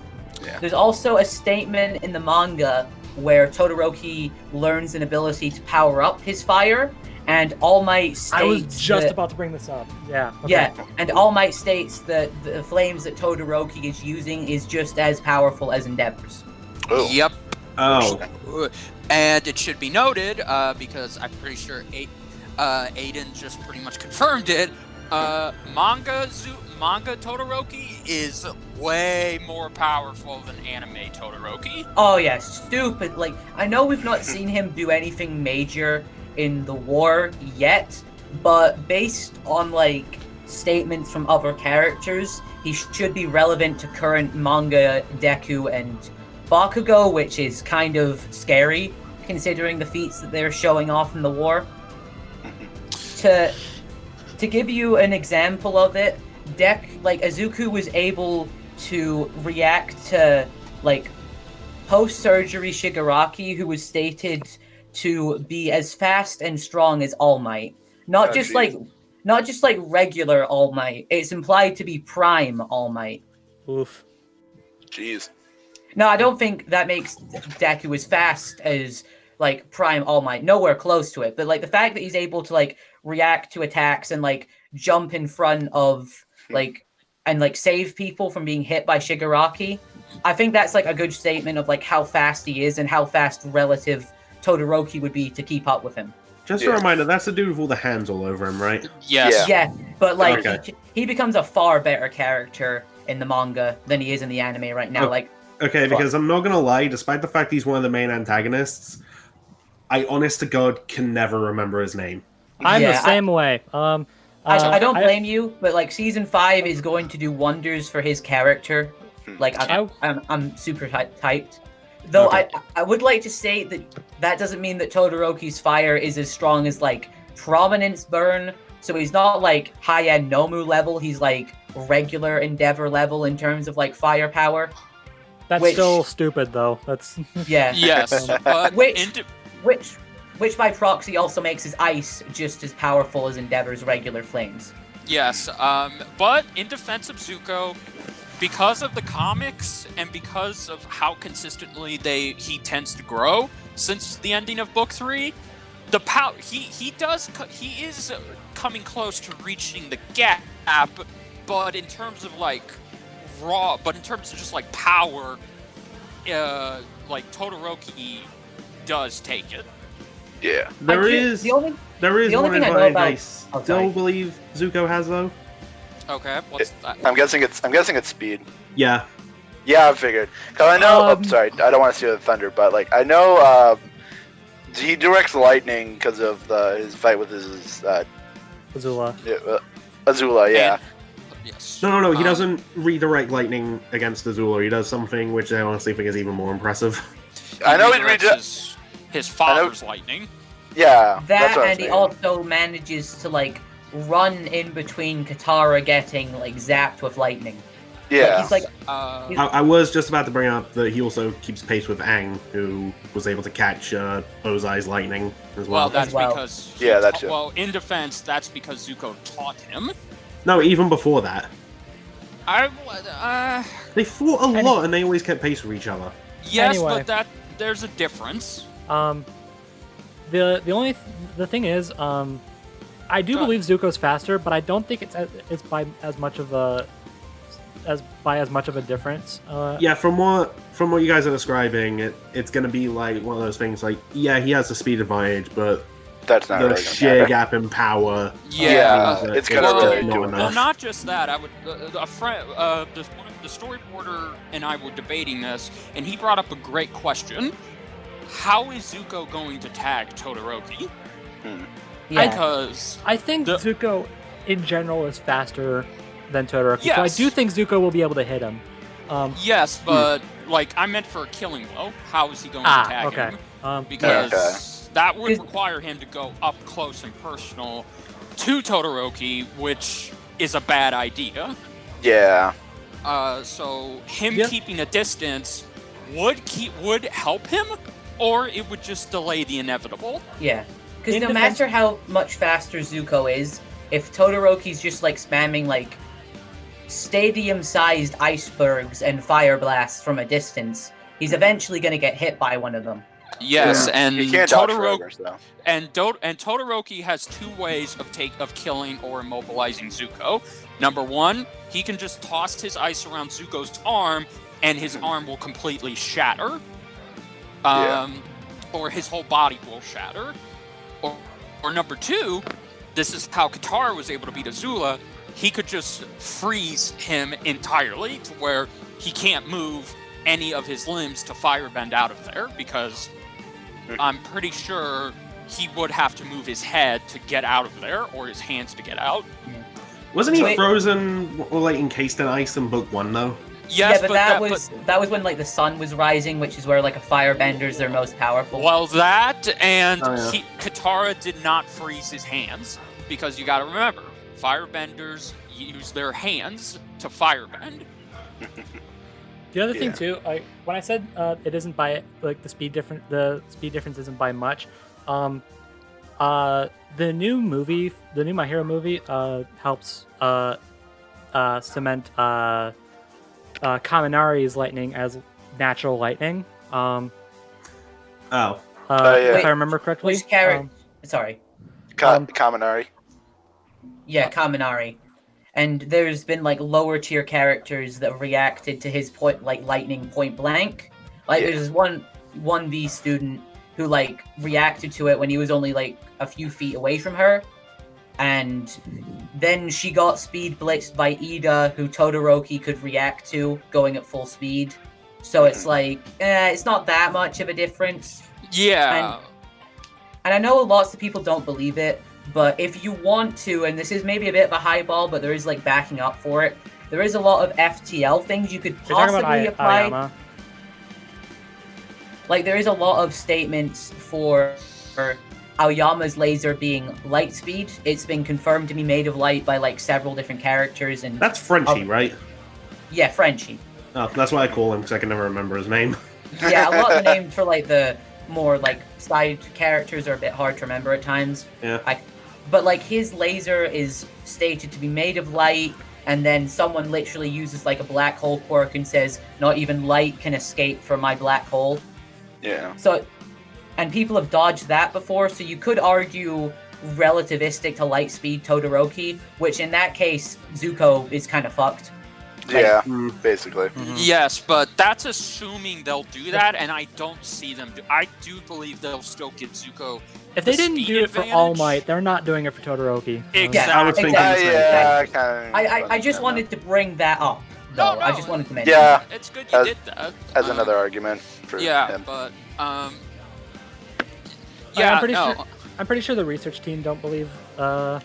No, they don't. Nah, they don't. Which it's fair, honestly, but Yeah, which is fair, especially for Aoyama's laser. From what I've heard in the new movie, it explodes on contact a lot. Oh, yeah. So rip. But yeah, even then, yeah, I'll argue. I think I will argue for Zuko being faster, but I don't think it's enough. Yeah. And another area, again, Zuko does take full providence in is skill. He's a sword duelist. He is a great tactical fighter who can think on his feet. He's a great hand-to-hand combat specialist. He even beat a general in an Agni Kai when the general was more experienced than him. And Wait, no, that was Commander Zhao. Yes, that's who I'm referring to. Yeah, but he's a commander, not a general. Well, whatever. Still. Don't judge me. But so Zuko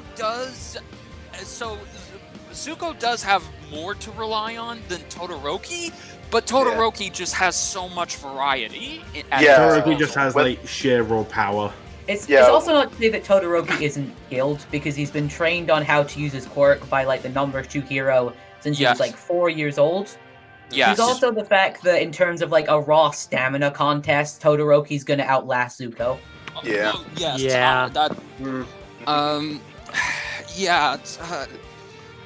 This is a close fight, but oh my goodness, it's like I can't see Zuko winning this unless they really decide to lowball Todoroki. But even then, I don't think they would. I doubt it. This isn't like I think they'll do it for the fight. I think they just do it for the post-analysis if Zuko loses. Do you think they bring up Sozin's Comet? No. And be like, well, let's see if Zuko would win if we give him this multiplier. They might give him it in a side tab at the top. That's all I'd imagine, though. Well, I would say no. As an Avatar expert and fan, I would say no. They shouldn't do that, but they probably will, because again, at this point in the comics, they'd either not say it or they'd save it for Death Battlecast or something. Yeah. At this point, I don't think they should use it for the actual fight. No, anyway. I don't think they're going to. But at this point in the comics, which takes place after Book 3, and even into Legend of Korra, Zuko had become the most powerful firebender. He pretty much eventually surpassed his father. That he didn't. What I'm trying to say is he doesn't need Sozin's Comet to boost his power, because he's already done that himself in the comics. That's fair. Zuko is one of the few firebenders that can use Dragon Fire, which is the most powerful firebender fire that you can create. My one issue with the comics, though, is like it's hard to like figure out a point to like stop using them, because it would be unfair to use like adult Zuko versus like 17-year-old Todoroki. Absolutely. Well, thankfully, Zuko is still in his adolescent years in the comics. He's not like 20 or 21. He's still reaching the age of manhood. Plus, you say that, but they also have said in All Might Be Mighty that they look at a character's peak performance across their whole life. I mean, yeah, that's true. Yeah. Yeah, so, I think what they'll do. They did this with Aang and Toph. I think what they'll do is they'll go with Zuko's max, like go through Zuko's entire story, but fight animation wise, they'll go with the more iconic Zuko. They'll stick with the younger one. Yeah. Which makes sense, honestly. Yeah, because if we had old Toph fighting Gaara, that would have been weird. Oh god. So yeah, I think they'll do that. So I don't think there really is a need to like stop at a certain point. For Zuko, I think you can just keep going until the end. But even then, I don't think it's gonna help him. It'll help him. Avatar had a good anime beating streak for a while. Well, now people can finally stop complaining that Death Battle was biased for Avatar. Yeah. Also gives My Hero a win. Woohoo! Yeah. Thank you. Yeah. Heck yeah! And it's from a character who doesn't make me want to tear my hair out. So that's cool. Yeah. How dare you? There's a lot of I'm characters. cool with in My Hero hinted that character make me never appearing. Just saying. He's going to. Look, all I'm saying is that if we ever get Mineta in this show, I'm going to freaking lose my freaking mind. Mineta versus Reptile, let's go. No, no, agreed. Mineta's never getting in Death Battle. Good. Combo's gonna kill you for saying that.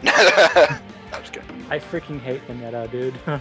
It's okay. That's fair. That's fair. Yeah, I think everyone really hates Mineta. Yes. Oh wait, no, I'm thinking of a different character. Never mind. I'm an idiot. Yeah, if Mineta gets in me. Let me guess, you're thinking of Mina, aren't you? Yeah, I was thinking of Mina for some reason. Oh, okay. I'm a freaking idiot. Hey, yeah, you know Mineta gets in.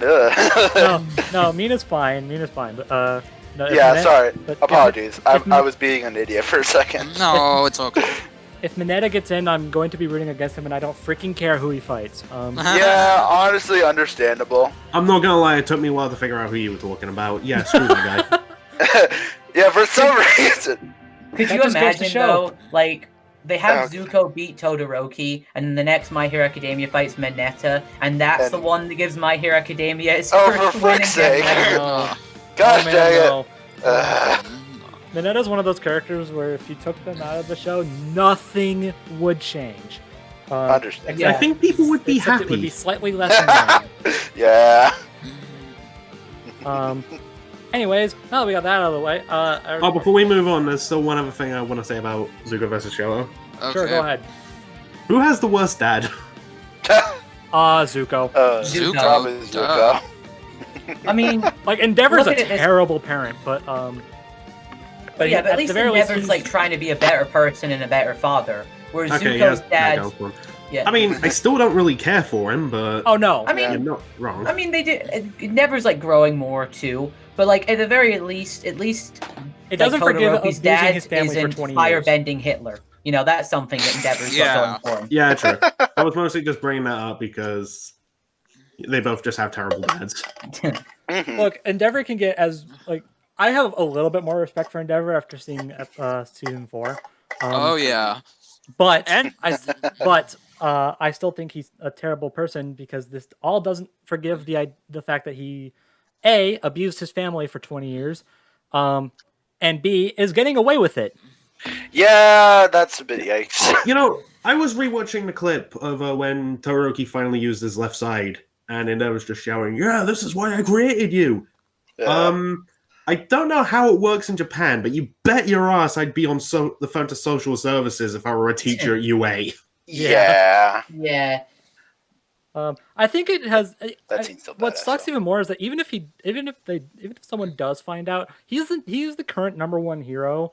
So even if the world did find out, I'm pretty sure he would still keep that title just because. Yeah. They need some filler. It'd probably get covered up by like the hero government or something like that. Probably. But then again, I feel like Endeavor's redemption is like a lot slower than people think it is. Like a lot of people saw it at the end of season 4. It was just, Endeavor killed High End, so he good dad now. But I'm not gonna lie. That's not the case.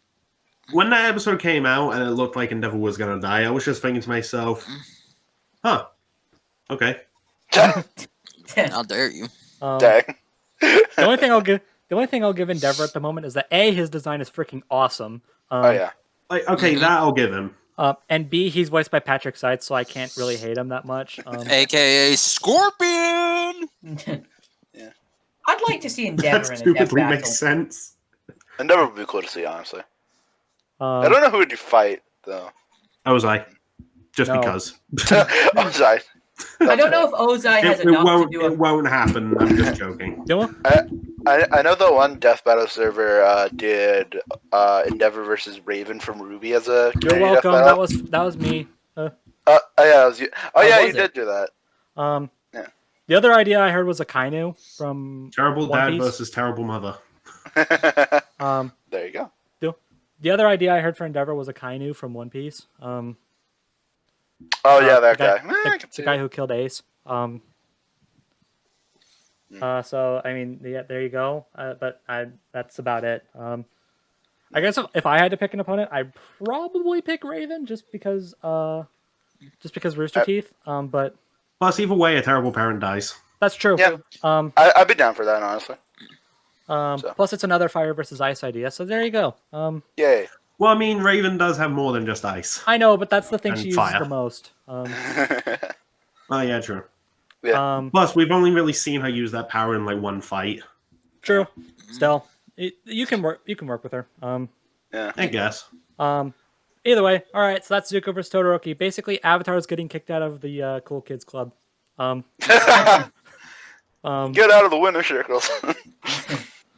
So Yeah. there you go. Yeah. Still hyped for this one though. So. Yeah, still excited. definitely. It's not Dinobot. Oh, 0 out of 10. please. But no. Taking all jests aside, I'm actually super looking forward to this. Oh yeah. For the love, I know Aiden should be probably saying this, but for the love of gosh, please be good. Yes. This is like. Sorry, go on. I mean, I have high hopes for this because it's in my top 10. Yeah. Yeah.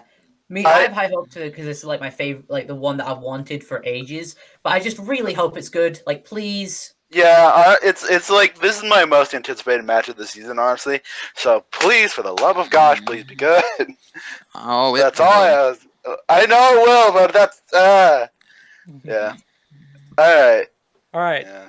Now that we got the death battle stuff out of the way, for now. There's... Wait. For now. Oh, are we not get to- doing that now? We'll get to it at the end. Okay. We'll get to it at the end. Okay. We have DBX to talk about. That show came back. I'm just throwing this out there. I'm not going to have a lot of nice things to say about one of them. Yeah. Fair So enough. I'm contemplating just staying out of it. Hashtag jealous. Up to you. Up to you. If you want, you can just skip the debate on or the discussion on that one. Because I know which one. No, we'll discuss it, but Mate can probably. I was just simply talking about Mate. Of course, we're still going to talk about the whole season. I was gonna say if we had to skip it, then I would have just said party pooper, no cake for you. We'll talk about it. But if Mate doesn't feel comfortable saying stuff, he can just bail out for a second. Yeah. Yep. But anyways, yeah, DBX is back.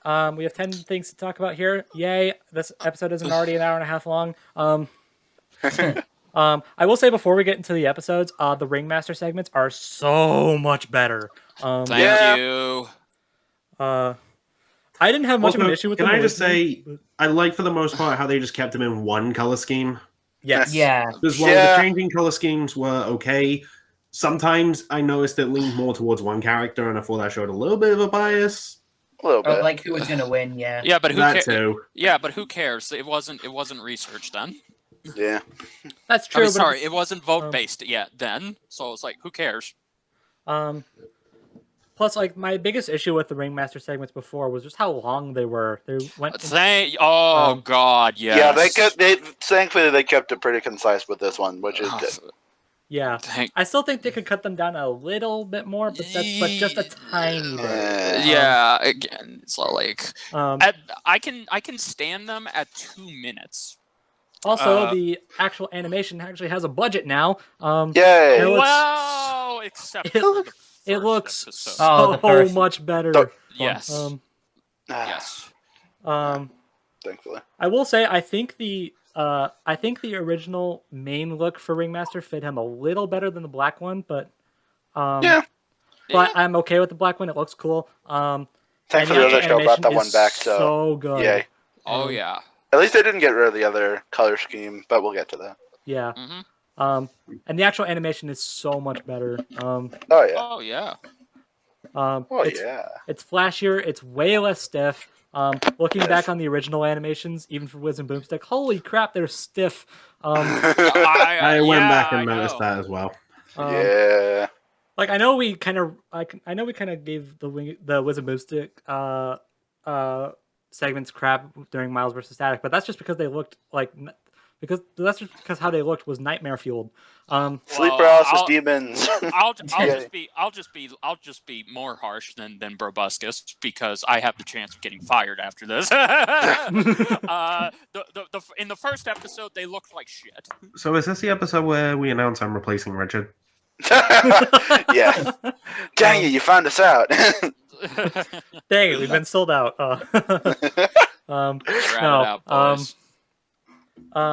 Honestly, nowadays the Wiz and Boomstick animations look better, so it's fine. Yeah. Thankfully. Stockholm Syndrome's kicked in. I'm okay with it. And plus, why I was okay with I was always okay with them changing them in the first place, because if you look back at the old ones, there's not a lot of movement that happens, so it kind of makes them feel a little emotionless.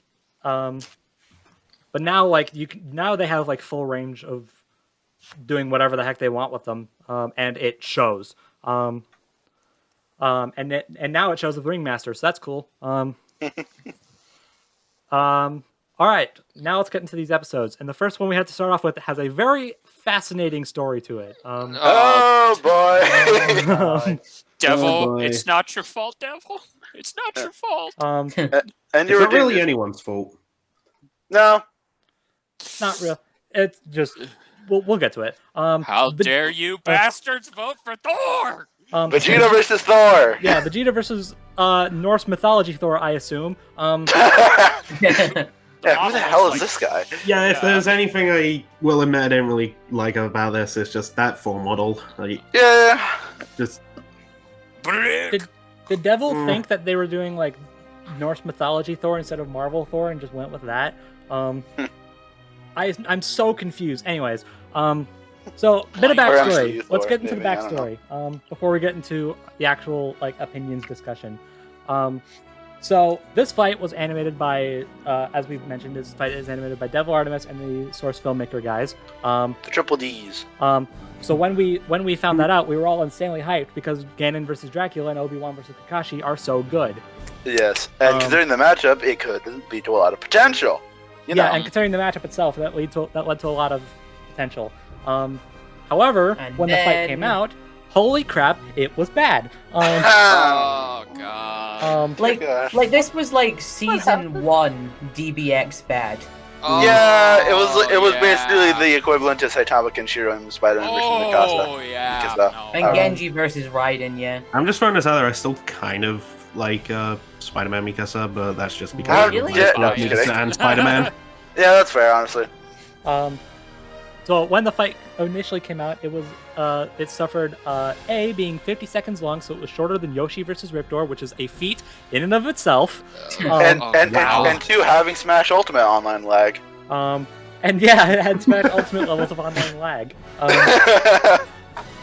No, you know why it's that short? Because I had to cut out everything that was just Vegeta screaming. So yeah, when we all initially watched it, we did not have the greatest opinions on the season already, and it was only the first episode. However, Devil took it upon himself to actually make a post as to why the fight turned out the way it is, instead of it just being the fact that they did a bad job. So basically what ended up happening, I don't remember all of the details, I'm just going by what Devil said. There was some miscommunication between the people who worked on this fight, because as you may know, the world is still bricks. Word. So that led to a lot of footage being lost. But you know, kind of affects the animation just a little bit. Just a little bit. Just a little bit. And as for why it was so laggy, from what he said, I think it has something to do with whoever edited this episode, and they had a hardware failure, which, you know, that happens. Believe me, I know. My most recent review on Crash Bandicoot: The Wrath of Cortex. Holy crap! VideoPad did not want me to finish that. Oh yeah, it kept glitching out on you for some reason. Welcome to my pain, although I haven't really experienced that these days. Isn't editing great anyway? So after Devil made that post, we kind of just moved on from there. I was like, all right, it's a bad start, but at least there's a reason why it was so bad. Instead of But then, out of literally nowhere, we saw a tweet from I think it was Duvad. I don't remember how to pronounce his name. Sounds about right. yeah, that sounds right. And he said, "Hey, by the way, we uploaded the initial fight on the Rooster Teeth site, and we were all like, wait, what?" And then we went and watched it, and holy crap, it's so much better. Yeah. I have to give it massive points because it gave me a scene I want from this matchup. Wait, And that's it's Vegeta pinned under Mjolnir, like trying to pick it up. Oh yeah. Yeah. Let's be real, Vegeta's not. Let's be real, Vegeta's not worthy. No, he is not. No. Vegeta is far from worthy of being able to pick up. Oh my god. Now, if there's anything I want from this matchup, if it becomes a death battle, which yes, one day, please. Should. It should. Honestly. It's either Vegeta pinned on the Mjolnir, or he's just trying desperately to lift it up, and he's going through all of his Super Saiyan forms, like just screaming while trying to pick up the hammer. And I don't know, maybe Thor's like, I have a better solution. Grabs it and just whacks him right in the face, sends him into space, and just goes, "You're not worthy." So yeah, we're gonna talk about the. Well, first off, we should probably address the question: why is this not uploaded on YouTube? That's most. I think that has mostly something to do with just how uploading a video on YouTube works. Yeah. You can't just upload a video, make it better off screen, and then post that, and then you're good. Unfortunately, because I would abuse that. I think we would all abuse that. I think even Death would abuse that. You have to go to the original video, delete it, and then upload this new one without really much explanation as to why. I mean, they could have explained it on the cast, but you know that would take too much work and confusion. So. Plus, or not even everyone just the watches community it. tab. Yeah, plus not everyone watches true. it. That's also true. So people would think like what, and also people would think like they'd see the title, they'd see the thumbnail, and be like, you guys already uploaded this and it was terrible. Like even the YouTube audience hates this fight. Yeah, everyone hates. Well, that's YouTube. Honestly, super impressive. Like I've been through the comments on these videos before because I hate myself. What ends up happening is you'll see a bunch of people suggest fights because that's just how it is. How often do you see people request Wiz vs Boomstick, even though they've said so many times that's going to be the final death battle? Yeah. And you'll see you'll see a bunch of people disagreeing with the result because of course they will. It's understandable. And on occasion, the biggest example I have is Thanos versus Darkseid. I've been to the comments, and aside from seeing all of that, I've also seen people being like, "Wow, this is actually really good." Oh yeah. So you know, people will actually share their opinions on like the fights in the comments, which is something I don't see very often. Wow, imagine that. But no, people actually. One of the funniest jokes I saw in the comments was like people I saw the like dislike bar and thought it was assumed it was because Vegeta lost. But no, it was actually because it was that bad. Yeah. Which as a side note, I was shocked to see Thor win. I know, right? Like, I was so expecting Vegeta to win. Like, Thor. I was Like, too. oh, okay. I was shocked, but I was also happy because that's the character I voted for. Yeah. Same. How dare you? I mostly voted for Thor just I because love I Thor. remember Okay. Vegeta won the 1 minute melee that they had. Yeah, He's whatever. also won DBX before Death Battle. Like Thor just recently lost. So I'm just like, Recently, that I mean- was 3 years ago. last time he was in, okay. I'm just like, at least give Thor something. I don't know. Yeah. I voted because I like him better, so whatever. Yeah, that's the other thing. I just like Thor more. Yeah, Get off true. get off my back. I like Thor more. Never. Yeah. Depends on which version of Thor, for me personally. Like, some of them I like more than Vegeta, and others I just like Vegeta more. It's like Fair. how he's written. Yeah. Fair that's enough. Fair. I mean, both are still good. Yeah. Anyway, so Which ending do you guys prefer? I don't care. I think I prefer the Thor winning ending because Yeah, same. I remember seeing the Vegeta wins and it's just like, why does Thor just stand there? Yeah, that was a bit. But my issue with Vegeta's with the Vegeta ending is it's the same generic Dragon Ball beam incineration ending that every single Dragon Ball fight gets nowadays, and it's super annoying. Like, yes, I get it. Giant beam struggles are a thing for Dragon Ball, and they're super freaking cool. But then you do it every single time a Dragon Ball character wins, and it's just like, okay, now it's starting to get old. Except for Roshi v. Jiraiya. Except for Roshi v. Jiraiya, but that Yeah. And 18 versus Marvel. and okay, And Beerus versus Okay. Galaxia. Okay, we got it. at the time, Dragon Ball did that way too much. Yeah. Yeah. It also doesn't help that most of the villains die that way, canonically. So, Yeah, true. like I think Because you can't have blood, otherwise, Mom won't let little Timmy watch his Dragon Ball. except for when Shit. Frieza gets cut in half. No, don't worry. It's just an energy disc that sent his soul to the Shadow Realm, leaving his immortal body unharmed. That's not You know. funny. Yeah. Also, he's an alien, so it's okay. Yeah. Obviously. For kids, anyway. I just find it funny. The big three. It's like it's not porn if you don't show nip. It's, Yeah, hey, well, it's not let's murder not if it's drag an on. alien. Let's stop dragging on. Yeah. Hey. Okay. Yeah, I prefer the Thor ending too. Moving on. If we're done with Vegeta vs. Thor, also this thumbnail sucks. Well, that's Yeah. Of course it does. Anyways, I just had to get that out of the way because I almost forgot. Honestly, all the DBX thumbnails are kind of bad. So, like, yeah. what do you expect? Mulan versus Lucina. Okay, first off, why? I mean, it kind of makes sense. I mean, Kind of. it makes sense, but like, Plus, I could see this as just like, I don't know, maybe they just want to see like how people would receive Fire Emblem characters getting in to or maybe the have Disney one in Death characters. Battle one day. Or No, other they. Disney characters. So, they given the Smash stuff, I don't know.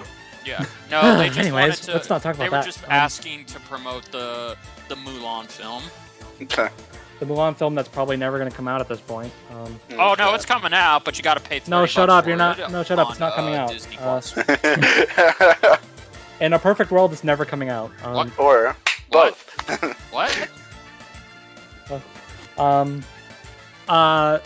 So yeah, honestly, when we were going through the analysis, I do see a little bit more connection because initially I just thought it was Swordswoman and that's it. Yeah. But when going through the analysis, I noticed okay, there's a little bit more going on. I still don't think this would make a good death battle. No. Honestly. Because just because of the nature of Mulan as a character. Yeah. Um, Lucina honestly- Katana or bust. Just saying. Okay, bye. Also that. The only way I can see Mulan getting in is if they actually manage to do that Disney Princess Battle Royale.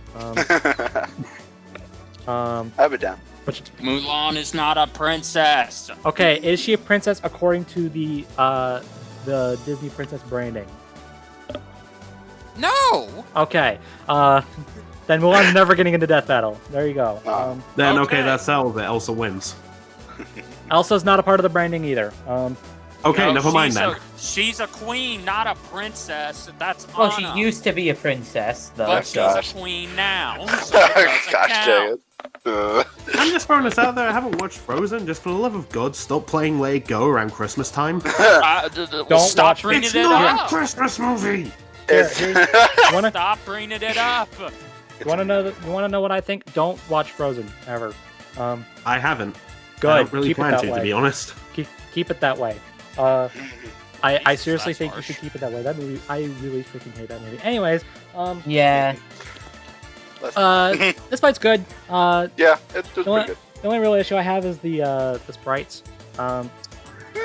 Lucina's are from Project X Zone, which is funny because I thought that Project X Zone was mostly Namco, Capcom, and Sega, which Lucina is not in any.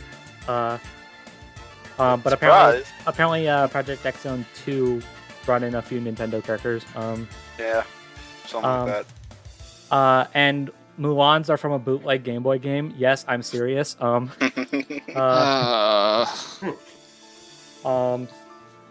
I really wish I was making that up. I know. The overall fight itself isn't too special. There's a lot of moments that Mulan survives something that she really wouldn't if they happened in the movie. And the death is literally a stage fatality, and it's great. Oh gosh. Yeah. Which also apparently played reference to Final Destination 5, which is weird. Really? I mean, it makes sense, but it's weird. So yeah, in that sense, I prefer the official ending. Yeah. The alternate ending is super lame by comparison. Yeah. I don't think I ever watched that one. It's literally just Lucina getting stabbed. That's it. Oh. Yeah, that's they go boring. outside and then she gets stabbed. Boo. Next one. I'm lame. also just gonna throw this out there. I mainly voted for Lucina because she's my friend's waifu. Fair enough. So I'm just like, hey, that's my buddy's waifu. Gonna vote for her. I respect the drip. I voted for Lucina out of familiarity and nothing else. I didn't vote Well, for that too. anybody. I voted for her because I thought she would win that. I mean, I like both, but I don't know. Yeah. Anyway, So Next one. unfortunately, talking Zito's gonna of be happy to talk about this friends. next one. Nat, we're moving on. We got to move on. No, I was gonna segue into that. Well, So, Zidog, how happy are you for this next one? Woo! Heck yeah! Shantae versus Shovel Knight. Yeah, I like this. Okay, unironically, if Shovel Knight didn't win, even if he didn't win, this was awesome. So I'm okay with that. yes. And honestly, I'll be honest. I know I'm getting to this a little earlier, right? I kind of prefer the alternate ending, only because it was a bit more dynamic and more happened in it. Otherwise, I quite enjoyed this. So. I'm gonna agree. The alternate ending is so much better, and I'm sad about that. Yeah. Also, I'm just gonna throw this out there. This is another vote for my buddy's waifu thing. Unfortunately, didn't work out very well. Yeah. But But what are you gonna do? Yeah. the reason why I prefer the alternate ending is kind of my biggest issue with the official one. Shovel in the official version, Shovel Knight uses nothing but his shovel blade, which is Bullshit. Disappointment. which is depressing because they literally say in the analysis that he is a walking Armory. he's a one-man arsenal. Yeah. And only uses one weapon the entire time. Okay, that is a little disappointing. Okay. That'd be like having Deadpool in a fight and he only uses his katanas. Yeah. It's kind of like Shantae's like a Shovel Knight boss, and he's like someone's doing like a shovel-only run of Shovel Knight. Yeah. Which it's even better when you realize that Shantae used a lot of her abilities and Shovel Knight used only one. But no, I don't care. I still liked it. I hate how they keep the only relics that Shovel Knight ever uses is his shovel blade, his dust knuckles, and the flare rod, and that's it. He has so many more that you could use in interesting ways. Yeah. The Death Battle went ahead and used the fishing rod for no real reason other than they could. And then that was it. Days Locket, which is one of my favorite relics in the game. Nope. The Chalices. Yeah. Nope. Nope. Oh wait, no. The anchor? Nope. I know. What about the war horn? That thing's great, right? Nope. No. Like, Yeah, okay, in that aspect I can kind of see it's a bit underwhelming, but meh. I don't know. I still, okay, even if that, I don't know, I still kind of like it for being fast-paced and a lot happening, so, I don't know. I think that one day this fight gets the budget to begin an actual death battle and get like a fully animated episode. That'd be cool. Maybe. I think my favorite thing about if Shantae gets into death battles, it's either gonna be this or that chick from Skullgirls. Or Lilac. Whose name I forget. Philia. Or Lilac. Yeah. It's Philia. The Philia's the Skullgirls one. Lilac. Or Lilac. So. Yeah. Alright, nothing really much to add there. Moving on. Oh my gosh, this next one. I'm excited to talk about this one. As a big Pokemon fan myself. Yes. Oh, yes, yes. Yes. Lucario versus Blaziken. I have a funny thing to say about this one, but we're gonna wait on that for a second. Holy crap! This is the best episode of the show, and you cannot convince me otherwise. Oh yeah, Before totally. we gush, Yeah. do we want to talk about why this exists? No, well, that's what BrobusCast. Yeah, that's what I was gonna gonna say. But sure, yeah, we'll get into that. So actually, funnily enough, this was made without the intention of it being a DBX. Oh yeah. Was it? It was just made by an anime, so it was testing out what they could do, and like. And then it was some awesome. people were just like, "Oh, that's awesome! Can we put that in DBX?" And he was like, "Okay." So yeah, that makes a lot more sense. That makes a lot more sense now, actually. Yeah, so because it kind of felt like someone was making their own Pokemon fan fiction that they animated. Yeah. Yeah. So the main animator, whose name I forget, was literally just made this fight just to test his choreography skills. I think he made this with just the intention of it just being Lucario and Blaziken. I'll get into why that's important later. And then he showed it to Tori, and Tori was like, "Bro, this slaps!" And then they put it in a DBX. I can see that. Word for word. That's exactly what he said. You can very clearly. Anyways, so what they ended up doing is they took the initial animation and added to it with a bunch of other animators, including Torian. So technically, this is Torian's debut into DBX. Congratulations! Woo! Still waiting on that other one that was promised. That's never gonna other happen. one has probably been scrapped. Yeah. And It was I'm scrapped sad years about ago. that. Unfortunately. And I cannot be any more depressed about that. Yep. You know, when I was at RTX, I kind of regret not asking, like, you know what, never mind. Yeah, let's. Because I hear Richard going, "No, you don't get to talk." We can't drag this on. It's not that long. Whatever. So what they ended up doing is they not only took Lucario and Blaziken, but they also threw in a bunch of other Pokemon for no other reason other than they could. It's like awesome. Weavile, Nidoking, and Butterfree. Of all Pokemon, Butterfree. Okay, hot take, Butterfree MVP of that entire fight. That is not a hot take, my dude. I'm also just going to throw this out there. So, I voted for Blaziken for this, because, I mean, yeah, like, the quadruple type advantage, like, duh. Lucario actually wins, my dude. As the fight went on, I was like, no, go Lucario! Yeah. Doesn't count. You voted for Blaziken. I feel like this fight was written to be Lucario winning from the very beginning. Yeah. Maybe. Probably. Well, I mean, considering this wasn't meant to be a DBX originally, I Yeah, can so see that. voting is pointless. Yeah. Because like it'd be pretty sad if like Lucario just ends up getting captured by the Pokemon trainer after all he went through. Yeah. In fairness to the alternate ending, though, I totally when I was watching through the fight initially, in the Lucario victory, I saw that Lucario was pinned down. The trainer was about to throw a Pokeball. Yeah, there's a trainer in there for no reason. The trainer was about to throw a Pokeball at him. Then Butterfree sacrifices itself. Steps in, which by the way, yes, Butterfree is the MVP of this fight. But when I was watching through the rest, I was not only enjoying myself, but I was also thinking, all right, well, that's probably where they're going to end the alternate ending, assuming Lucario wins this. And then he did, and I was like, all right, well, yep. But then no, they didn't. Nope. They kept it going after that, which I appreciate. Yay.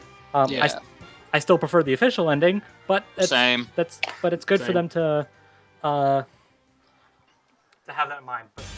But to prove me wrong on the ultimate ending. But I mean, I like Blaziken. If you don't like the original ending more, then you just don't have a heart. Yeah, basically, it's just so sweet. So. But yeah, this guy needs to be on Death Battle like right now. Oh yeah. Oh yeah. The choreography in that fight was so good. I imagine. Oh, sorry, you go. I was gonna say I can imagine like since I'm guessing that one did really well, they're gonna ask him to an animated official episode. Which gonna be hard for that one. Hey, nice.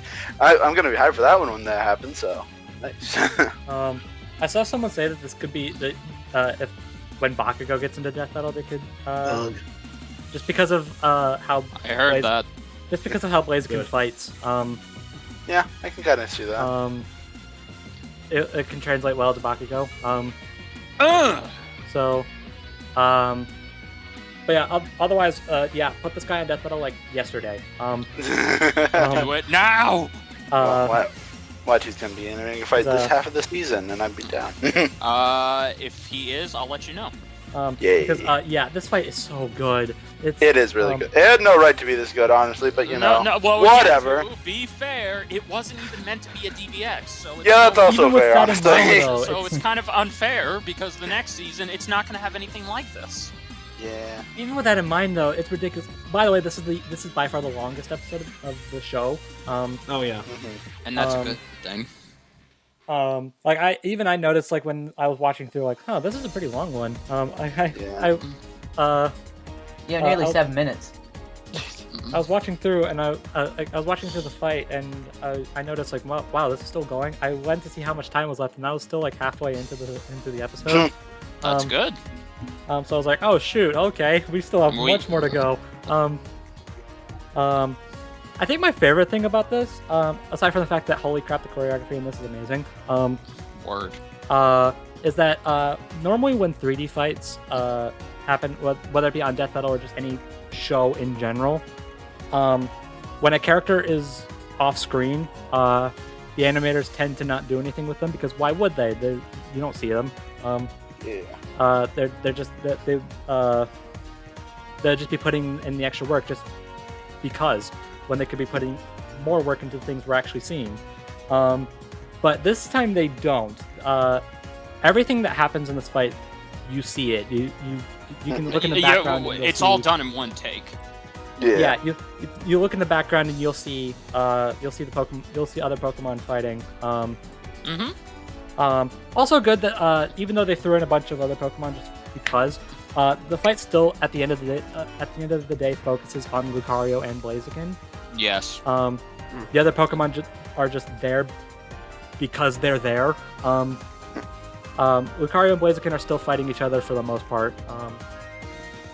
The other Pokemon are just supporting. If there was one thing, and this is just me trying to find something to complain about. So there you go. That's automatically 10 out of 10 fights. How dare you?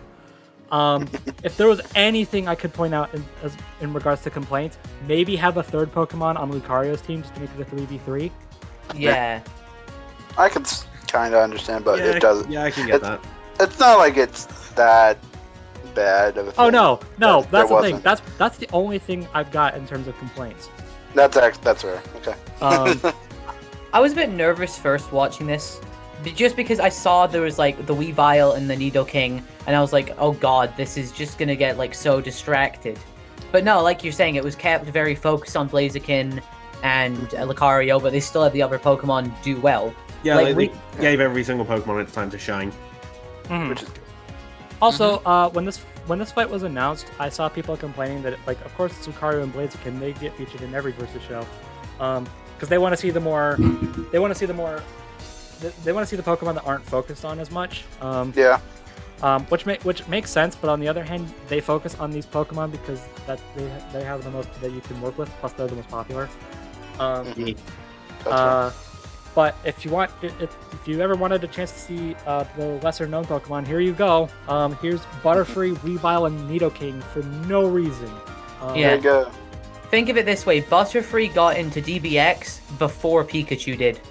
That's not true. No, Pikachu was kind of in DBX. Oh yeah, that's true. The Pikachu versus the 4. That doesn't count. That was a lot of Pikachus. Wasn't one. Yeah. Okay. How about a Butterfree got in a DBX before a single 1v1 against Pikachu? There. That's there we perfect. There you you go. go. That was it. Which is funny. Also, That is Butterfree funny. got into DBX before Team Rocket got into anything. Butterfree got into DBX before Charizard did. Oh god. Anyway, That's funny. By the way, still hoping on Team Rocket versus Pilaf Gang one day. Agreed. so Moving on, and this is super lame, but no, I'm just kidding. Kid Goku versus Gon. It happened. It's the one there. time Goku wins, and it's his kid version. Okay, Oh, I the don't- irony. okay. This is DBX, so I'm not gonna hold it against this show specifically. But I've always had this distaste of using a specific timeline version of a character. That's Yeah, right. I can get that. Kid Goku, classic Sonic. I just never was a fan of it. I've gotten so annoyed at cons when I recommend Death Battle to some people. Like when I brought up that they were doing Naruto versus Ichigo, they were just asking, "Oh, but is it Shippuden Naruto or is it this Naruto?" They're the same character. Yeah. I mean, I can understand for some fights like Kid Goku Classic Sonic, or with where the whole connection is kids, like this one, with Gon. I can understand using the kid character, but meh. I don't know. Or I think I've for specifically Death Battle, I think it should just stay to DBX, things like DBX. Yeah. I can understand it to some extent though, because if you want to do Goku versus Naruto, for example, it'd be a lot closer if you used the younger versions Yeah. than it but would at the be end of the if day, you used if that's Ultra your- Instinct mastered Goku going against Naruto. Yeah, but at the end of the day, Yeah. if that's your concern, then either A, continue with it, or B, why do it? Yeah, I don't care. Anyways, this fight happened. It's good. I don't good. really have much to say. I don't have a lot of No. interest in these characters. It was alright. I wasn't super invested, so basically I had nothing to say until the ending. This is by far one of the most unique endings in a DBX. Oh yeah, which is cool. Which is funny because it's also a Dragon Ball win. So Yeah, yeah, so that one's added to the list. I prefer the official ending. Same. The alternate ending, much like Mulan versus Lucina, is super lame by comparison. Sucks. It's just Goku getting split in half. All right, whatever. I don't care.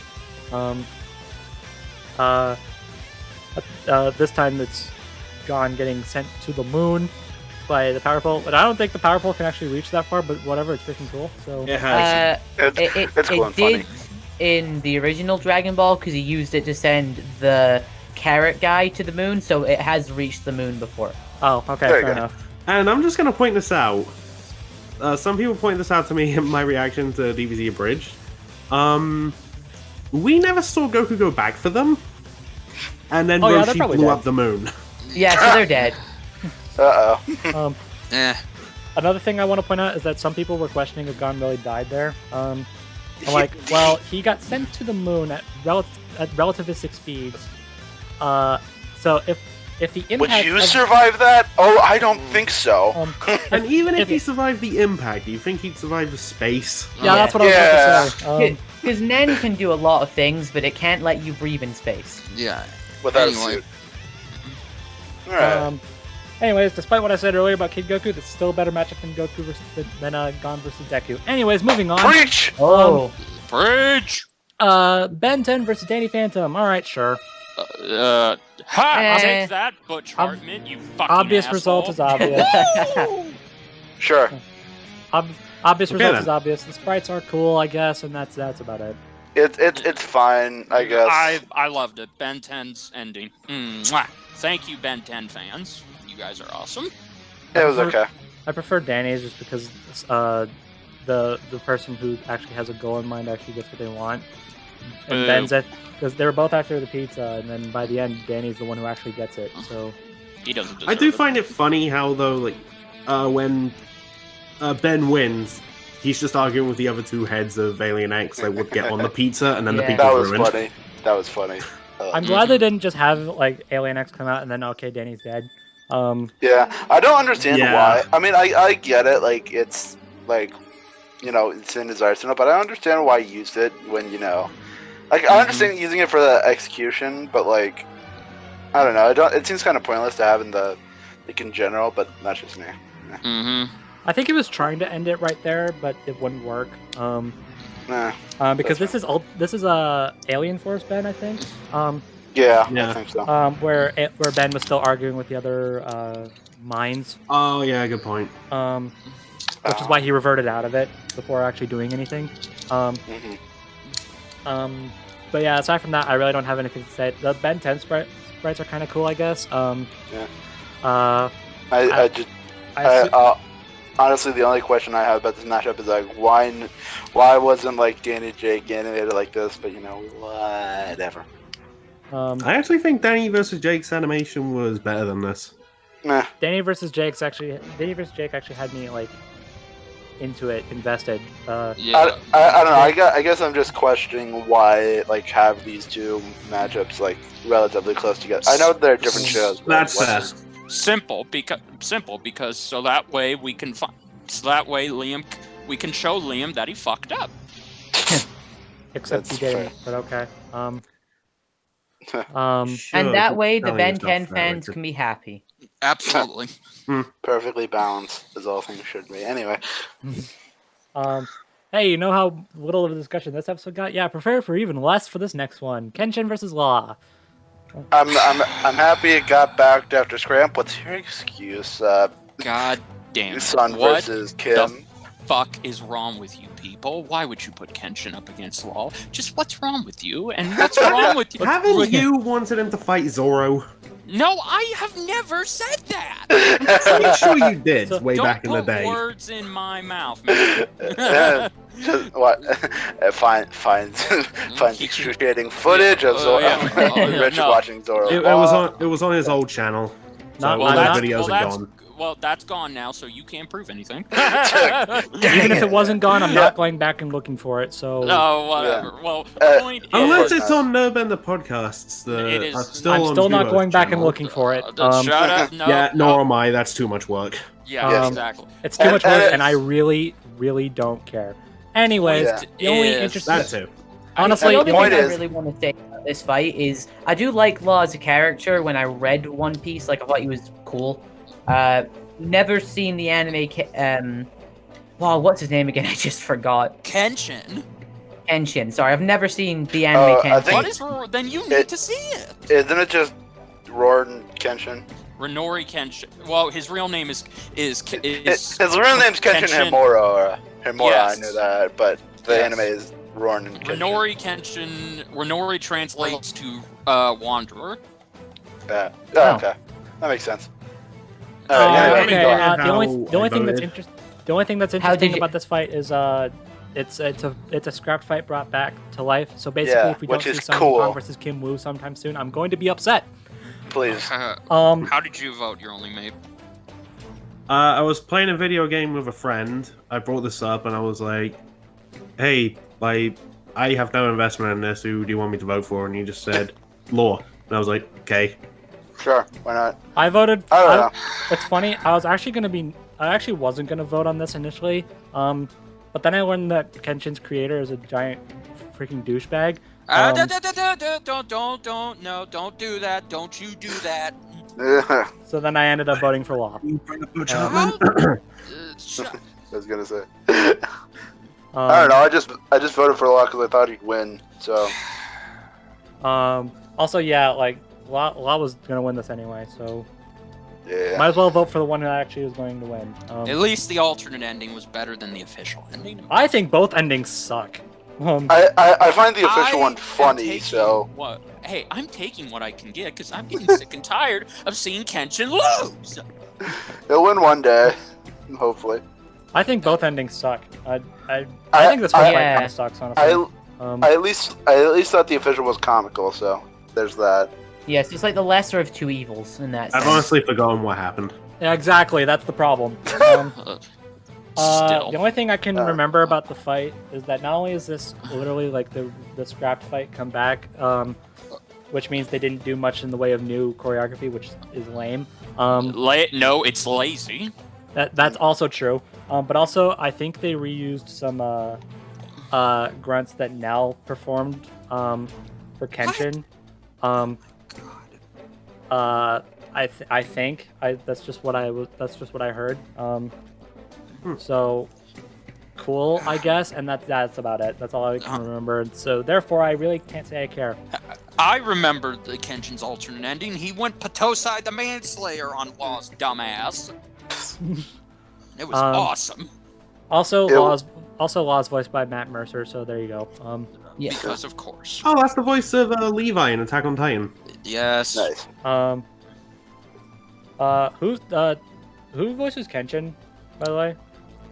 I can't remember how to say his name, but basically, he played Kenshin in the original anime, and he also played one of Ichigo's rivals in Bleach. Ah, okay. Yes. Oh, I think I know which one you're talking about, actually. Anyways, because I was doing a Google search because I'm a voice acting nut. Anyways, yeah, I can't say I care about this fight. I think it's honestly my least favorite just because I don't remember what happens. How dare you? Because I've never seen either show, nor do I plan to. How dare you? Especially One Piece. One Piece is too long, it scares me. To be A friend of mine really wants me to watch One Piece. I'm considering it, but man. Don't watch One Piece. When I did an episode on a One Piece character, I just read the manga. It's far easier just to read the manga. Well, I don't really like reading mangas either, so there's my problem. I know, but like I just feel like you'd enjoy the story a lot more if you can read it quickly rather than like sit through over 800 half-an-hour episodes, most of which are filler. Yeah, but at the same time, I'm that guy who would pretty much, if I were given like a Harry Potter book, I would get one page and be like, "Why the hell am I doing this? It's on DVD." Yeah, that's kind of how I am too. Because the books matter, damn it. Yeah, okay, if you say so. Shut up. Okay, to their credit, there is more in the books. Yeah. Anyways, moving on. Oh boy, we're gonna have a discussion on this one. Except, mate. Oh, it's this one. It's this I one. think so, yeah. Oh, I can't wait to talk about this. Should I get my stuff out of the way? Okay, first off, it's Yang versus Bakugo. It's not Genos. 0 out of 10. And second of all, people who say, "Oh, I only voted for Bakugo because I hate Ruby." Whatever. Screw off. I spit on that Anyway. statement. Alright. Mate, what do you want to say? Basically, the stuff I'm getting out of the way is I'm just throwing this out there. I really don't care for Bakugo, and that's putting it lightly. Same. I'm mostly staying out of this discussion because it's not really fair to my hero fans for me to just be here insulting Bakugo and saying the other character is great. Yeah. Because I don't want to be that guy. If we're just talking about the animation, I'm just making this quick. Then I thought the Bakugo sprite looked a bit off, while it also kind of clashed with Yang's Arc System Work sprite. Although I didn't think the way it was animated was that great. Yeah. And disclosure, I only watched the ending where Yang wins, and the ending was kind of lame. Both It's the endings same kind for of the original version, don't worry. Yeah, the original ending's okay. not much better, so you're not missing much. Yeah. It's kind of like No, the real ending was better. No. Anyway, not by I'm much. just gonna go and get myself a refill of my drink while you guys Alright, have fun. do this. Hopefully you come back before we Alright. reach the next one. Should I just leave the call for this, or should I just mute myself and then wait No, for a just message or go something? just go get your drink and just try and get back here before we move on to the next one as best as you can. I'm just gonna mute my mic. There you go. Alright. There you go.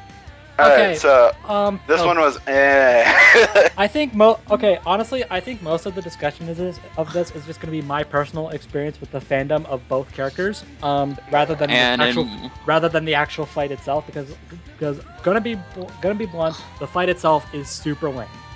Yeah. It is kind of lame. Y'all would say that. Even the alternate ending kind of sucks. Yeah. And well, it's the yes, one the where alternate ending does suck. the Honestly, alternate like, ending has the character I prefer win by a mile, and I still think it sucks. yeah. Honestly, like, well, I don't know if you're gonna go more into this, but I was gonna say, I'll like, try and keep mine short, but you go first. I don't know, like, honestly, like, it's just a lot of missed potential here. Honestly, like, knowing both characters, like, it was just kind of boring with what they did, like. And I honestly kind of blame most of that just in towards Bakugo's spread, because holy crap, it looked bad. Yeah, It did not great. look good, and like it made the entire fight look awkward and. Yeah. Look, I get it. I get what they were trying to do. They're trying to make Bakugo's match the arc system works right for Yang because it's the only one that actually looks good. Yeah, but like they did the best they could. Okay. Yeah, okay. I commend them from trying, but that doesn't excuse the fact that they're bad. The weird thing is though, they have access to 3D models for Yang, and they have access to 3D models for Bakugo. So why not make it a 3D fight? Because they can't. There are so many 3D fights they can do. Okay. Yeah, but I guess, to be fair, this one kind of begged for a 3D one. When you take a step back and you realize that the in-house 3D team did no fights this season, they probably could have fit in this one. Yeah, you'd think. Maybe they just got busy animating Death Battle. I don't know. Wow. Still, okay. I love this fight. I think, and again, the reasons why people hate Bakugo are stupid. I agree. Thank you, because he told Deku to go kill him. So he didn't directly tell him to go kill himself. He just inferred it. That's it. And in any regard, the fact that people always assume that Bakugo's just a dumb idiot who, like Yang used to be, by the way, and still is, goes in with no plan and just rides off the seat of their pants. The first ending actually did do a good job of displaying that Bakugo is a great tactician in his own right by him waiting for Yang to get close and pulling the pin, thinking that he was going to blast her away, where instead he just uses the other hand to propel himself in the air, and then he incinerates her. That's beautiful. That's literally my favorite part of this fight. If you say so. Oh, shut up. Well, okay, hey, but if it makes you feel better, there is one thing about this fight that I hate, and it's not even the animator's fault. It's the person who put this up. Because originally, this fight, I'm not kidding you, I'm dead serious. This fight was actually a draw. It was? Yes. Yeah. It received 50-50. And it got. Well, I knew it was stupid close, but like, geez. Bakugo won by 4 votes. No, that's not true. That was a lie. They actually lied. I know this because I know the truth. I am friends with the storyboarder, and again, so I get all the inside tips. Thank you very much. So no, they just said that to lie to make it sound like Bakugo won by a close margin. No, they actually the who won was decided by a coin toss, and the coin toss went with Bakugo, so Bakugo's ending was put up. So close. Anyway, why didn't they just do a draw then? Why didn't they probably because they endings? Didn't. Probably just because they didn't know what to do in terms of a draw, and they didn't have time to animate it. No, it doesn't matter. What they could have done, what he's asking, since it was a draw, why not put both endings up? Leave it up to us. Or they could have just ended the fight with them knocking each other out, one or the other. Then what about the alternate ending? What about the alternate ending? They don't need to have one. No, see, that's the thing. Technically, I guess. This would have been great for them to put both endings on YouTube for free, so that way it's a win-win. But they didn't do that because they're stupid. My opinion on this fight, I like both Ruby and My Hero Academia. I like My Hero Academia more, in my opinion. And I used to dislike Bakugo. However, I do feel like his character development has put him up to a place where he gets treated badly by a lot of people. Like, a lot of people, like Saber was saying, like, they think he's just dumb. And I think the thing that I liked about this animation was that they did show that he can be tactical in his fight, which is good. I wish they had him win in another way, because I don't really like incineration wins all the time. I feel like it could have been cooler if he, like, I don't know, used, like, damaged her with the, like, gauntlet and then, like, went up for, like, a close range explosion to the head and, like, blew her head off or something like that. Oh, damn! That actually sounds better. Yeah, so I feel like that would have been better because it would have been a more creative kill, but I do like that they showed Bakugo's tactics. The reason I think he's a better character now is because, like, he's had more time to develop, he's had more screen time, and they've done a good job of showing that he isn't just, like, an asshole for the sake of it, and I do think that he's done a lot of bad stuff, but at the same time, people shouldn't just write him off as, like, a bad character or an asshole when he's shown that he's grown to become a more mature person and a better person as well. I think he's a bit overhyped, in my opinion. Like, I don't think he's the best written character in the entire series, like some people claim he is. I'll take it. But I do think Bakugo's not terrible. He's a good character, not one of my favorites personally, but I can see why he's other people's favorites. Okay, I just want to get this out here because, like, I know, like, I don't want to seem like the guy who just hates Bakugo because, like, I will admit, even though I haven't read the manga, I will admit I do like the character development that he's been getting, like, at the end of season 3. I haven't watched 4 yet. I know I'm lazy, but, like, I don't know, like, okay. I don't know, like, I do appreciate, like, that he's growing toward and, like, not being as big of a jerk to Deku as he once was. But I don't know, I guess I still have that bitterness for what he did early in the season compared to now. So, like, and I know that'll grow. That I'll probably change my opinion once I get deeper into the season and, like, read the manga. But, like, that's just how I feel now. So that's perfectly understandable. Yeah. Yes. Yeah, I am in that opinion as well. But I also just look. I'm okay with the douchey rival character. Yeah. Like, Shadow the Hedgehog's one of my favorite characters ever. Yeah. But I'm okay with a douchey rival as long as they explain why they're a douchey rival. Bakugo was a douchey rival character since he was a kid. No, he wasn't. Well, like, the whole reason for that is, like, shown to us, but, like, the author doesn't flat out say, oh yeah, Bakugo was a dick to Deku because he's got a superiority complex. Like, no. It's shown to us. It's not just, like, flat out stated. Like, if you pay attention, you can see that, like, he was basically born with an overpowered quirk.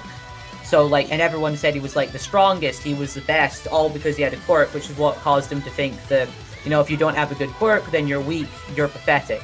Like, it's not a good mindset to have, but it's, like, explained due to his past. And then when he sees someone that has no powers try and, like, help him out, it, like, pisses him off, because it makes him think that Izuku's, like, looking down on him and calling him weak. Like, he needs help from someone that's, in his mind, worse than him. I guess. I don't know. I don't know. Honestly, like, I figured this would be, because, like, no matter what, both characters in series have, like, hard supporters behind them, so I knew whoever won, there'd be happiness and, like, pissed off people from both sides, but, you know, as long as no one's a jerk to the other one for referring to the character or series. No, however, absolutely. That's all that matters. Like, don't be a dick to someone just because they hate Bakugo or they hate Yang. However, yeah, exactly. I will say, the amount of things I hear about Yang from haters, kind of gives me the impression that they only watched the first episode and nothing else, and it shows. Oh my gosh, does it show? Yeah, I think no offense. I don't know if it's okay if I remind us we sidetracked, but I feel like, you know, I think we've said all we've said about this without getting into just all this shit. Yeah. Honestly, if we continue, I'm probably just gonna rant about people who hate Yang and treat her as, like, this stale, boring character. Yeah, as even long though she as you goes guys through one don't of the mind it. Again, I don't want to assume like I was elected authority around here. Fair enough. All I'll say is that Yang goes through probably some of the most development out of anyone in RWBY aside from Weiss. So anyone who's anyone who says that she's just this boring and stale character who gets no development hasn't really watched the show, and it shows. Yeah, I agree. Okay. All right. That's all I will say. If I say more, we'd be going for 2 more hours. Moving Yes, on. and let's Actually, not. no. And unfortunately, I don't want to kill my iPad. Should we wait for Mate? Mate, are you back? I've been back for a while. I've just been waiting for you. Oh, guys okay. to finish. Okay, good. Well, it gets my time to dip, because I'm gonna go get food right now. I'm gonna go get food right now because I'm hungry. TLDR, next fight I found boring. Goodbye. Okay. So Moving X-wing versus R-wing. This Oh. fight's kind of lame. Yeah, honestly. Yeah. I get it. I really get it. But having this be the penultimate episode, you would have been better off with the last one. Yeah. Like, This is. I mean, treat if this anything, I as- see this as like a little test for like Star Fox versus Rogue Squadron. Yeah. Which I still hope but- which I'm still really hoping becomes a death battle. My But money's on Star Fox for that one. Yeah. But I'm salty that the 3D team worked on this and not the last one. Yeah. well, this wasn't the 3D team. This was the SFM team minus Devil. Huh? Wow. I never knew that. Like I said, the in-house 3D team did not do an episode this season, and it really shows. Yeah.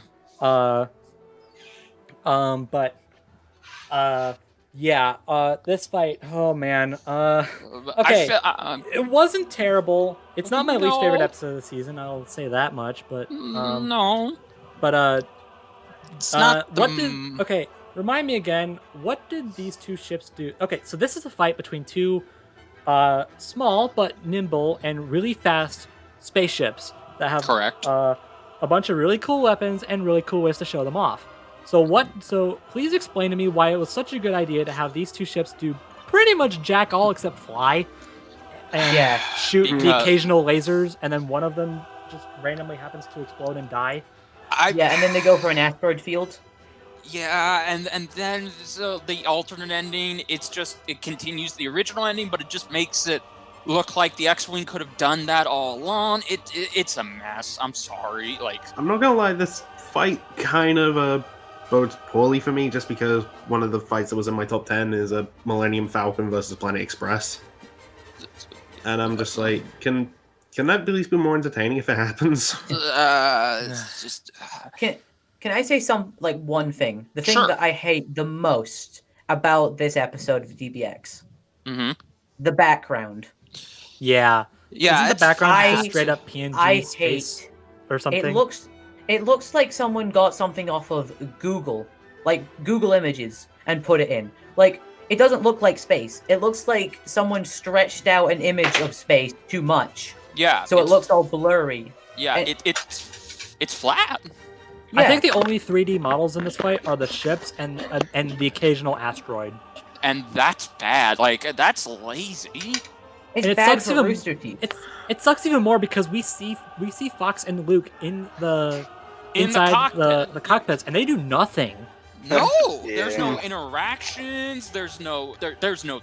I mean, some one-liners would have been nice. It's Yeah. all like, if you're going to put the extra detail in there, like you did Death Race, then you need to have it show. Like, I feel like this just had to be done for the sake of being done, or they just had to double down on this one because I think they said on cast way before, I think this was when Mulan versus Lucina was still fresh. I think they said that episode 9, which ended up being this one, was put in borderline last minute. oh my god. That Um, explains a lot. But then why? You know, Yeah. Yeah, Why? that's. I think what they said is they had another plan for it and it wasn't working out. They had another plan for what episode 9 would be, and it just something went wrong or something. I don't know. But either way, I'm judging the product, not the people who made it. Yes, the product sucks. I'm sorry. Yeah. I feel like what would have been cooler if this was just like Fox versus Luke, and then we had a segment with them in the ships, and then they crashed on like a planet or something, and then we had an actual fight. Well, Kinda like that's Fox versus the Bucky. problem. Then they would have had to put actual effort into that, and I. Oh, don't that's think- true. Yeah. Yeah. Yeah, so, that- like, See, there's your problem. yeah. And considering the SFM team have done 3 fights so far in this season, it's all like they can only put so much effort into one. Yeah.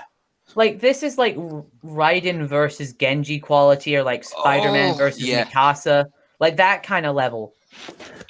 All right, Genji was kind of cool. Yeah. By the way, I'm just throwing this out there. I mentioned that I still kind of like Spider-Man v Mikasa. I will contest animation absolutely terrible. Yeah, it's bad. That's what I more so mean. Yeah. I just like it because I like the characters involved. I know. Yeah, that's fair enough. I just mean, like, on an animation level, it sucks. Yeah. Can we talk about the season finale now? Yes, let's speaking of... Let's go! Speaking of the source filmmaker, guys, all anyone had to say when they saw this was announced was, "Oh boy!" Yeah, accurate. Superman versus Saitama. Oh joy! Why are they doing Actually, this? that's wrong. It's not Superman versus Saitama. It's Devil Artemis versus Kagi Films. Artemis versus... That's true. No, it's okay. Cell We'll get to that, as but I just Superman. we'll get to that at some point. But I just want to say real quick on this matchup alone. Holy shit! So I do want to point out Saitama is a very controversial character. So him getting featured in Versus at all is just kind of just a sign for like kind of just automatically an oh boy flag right then and there. Yeah, I'm not gonna lie, I'm not too excited for the idea of him being in Death Battle these days. However, if I will admit, if Saitama wasn't such a controversial character, I think this is a freaking cool as heck matchup. Oh yeah, it's just the One Punch Man, the bad One Punch Man fans ruining it. Yeah. Well, thankfully, I'm not one of them. I feel like then you're a good boy. Saitama's better for like a versus show that's purely animation, like DBX, rather than like an actual versus show like Death Battle. I can agree with that. But he kind of comes with the. Oh, sorry. He does come with problems being in DBX as well, and that's mainly on the outcome of him losing. Yeah. It also doesn't help that I think this is kind of the idea of DBX being vote based has always been a rather heated subject for debate. Yeah, because we get and easy stomps like this one. And this one kind of shows why. I will say there is to its credit though, this was a lot closer than I thought it was going to be. Sorry, what was that? The thing that made me laugh was that this little comment exchange on the Rooster Teeth site, and it was someone saying like, "Oh, they're too afraid to put Saitama in Death Battle because he just like one-shot anybody," and the reply was, "Yeah, actually no, Saitama gets obliterated against." Yeah, he does. Yeah. Okay, real talk, he does. Big fish in a small pond situation. Yeah, let's get into the actual episode. It was good. It was good. I liked it. It was. The actual fight itself, I'm kind of indifferent on. It's good animation. It's just, but that's really all it is at the end of the day. It's good animation.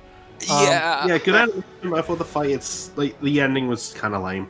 Yeah. Well, I mean, as a One Punch Man. Hear me out. Because the killing blow occurs right after Saitama is impressed that Superman withstood his punches. Yeah. Okay, Shouldn't that's fair. Then the fight gets exciting, but then no, it just ends. Well, yeah, that's fair. I mean, again, as a One Punch Man fan, I get the way this was structured, and I'm so happy that Devil Artemis and Duvad went into this being One Punch Man fans themselves. They clearly had a lot of fun with this, and it shows. I love that they used One Punch Man, the new One Punch Man game model. It looks great. It's awesome. I hate that they used the Injustice 2 Superman model. Okay, real talk. I'm getting sick and tired of those fucking models showing up. I think the models like mesh well together though. No, they really don't. To be fair, I think the Injustice 2 models as they stand are actually really freaking cool. Yeah, but it's just how animators continue to animate them, especially in the faces. The alternate ending where Superman's flying Saitama into space. Holy crap, he looks bad.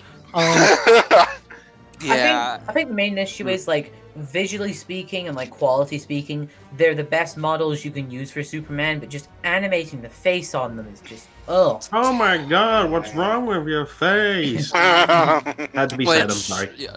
Speaking of, I'm not a fan of the ending, of the alternate ending, I'm sorry. I haven't seen I'm the not really a fan of either ending, ending, though. I think the alternate ending is a bit more hype. I don't think the alternate ending is all that great. I personally prefer the original one because I am a One Punch Man fan, and it felt like I was watching a One Punch Man episode and how the fight was structured, and I was really impressed with that.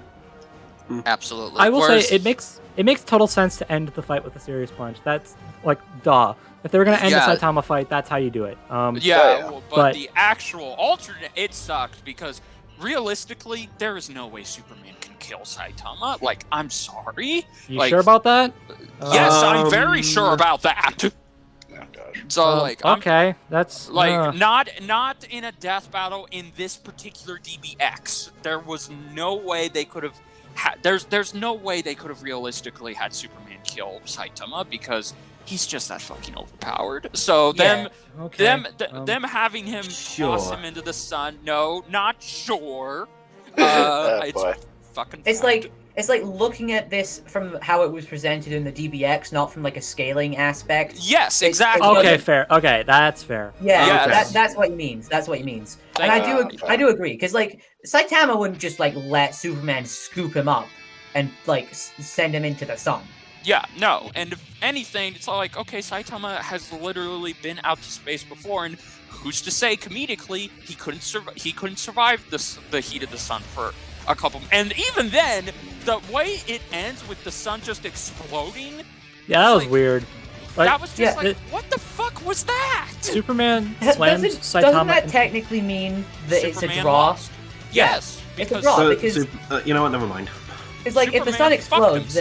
Yeah, if the sun explodes, he loses his power, he loses the ability to breathe in space, he dies in the vacuum of space, and also dooms the rest. Tanked supernovas before though.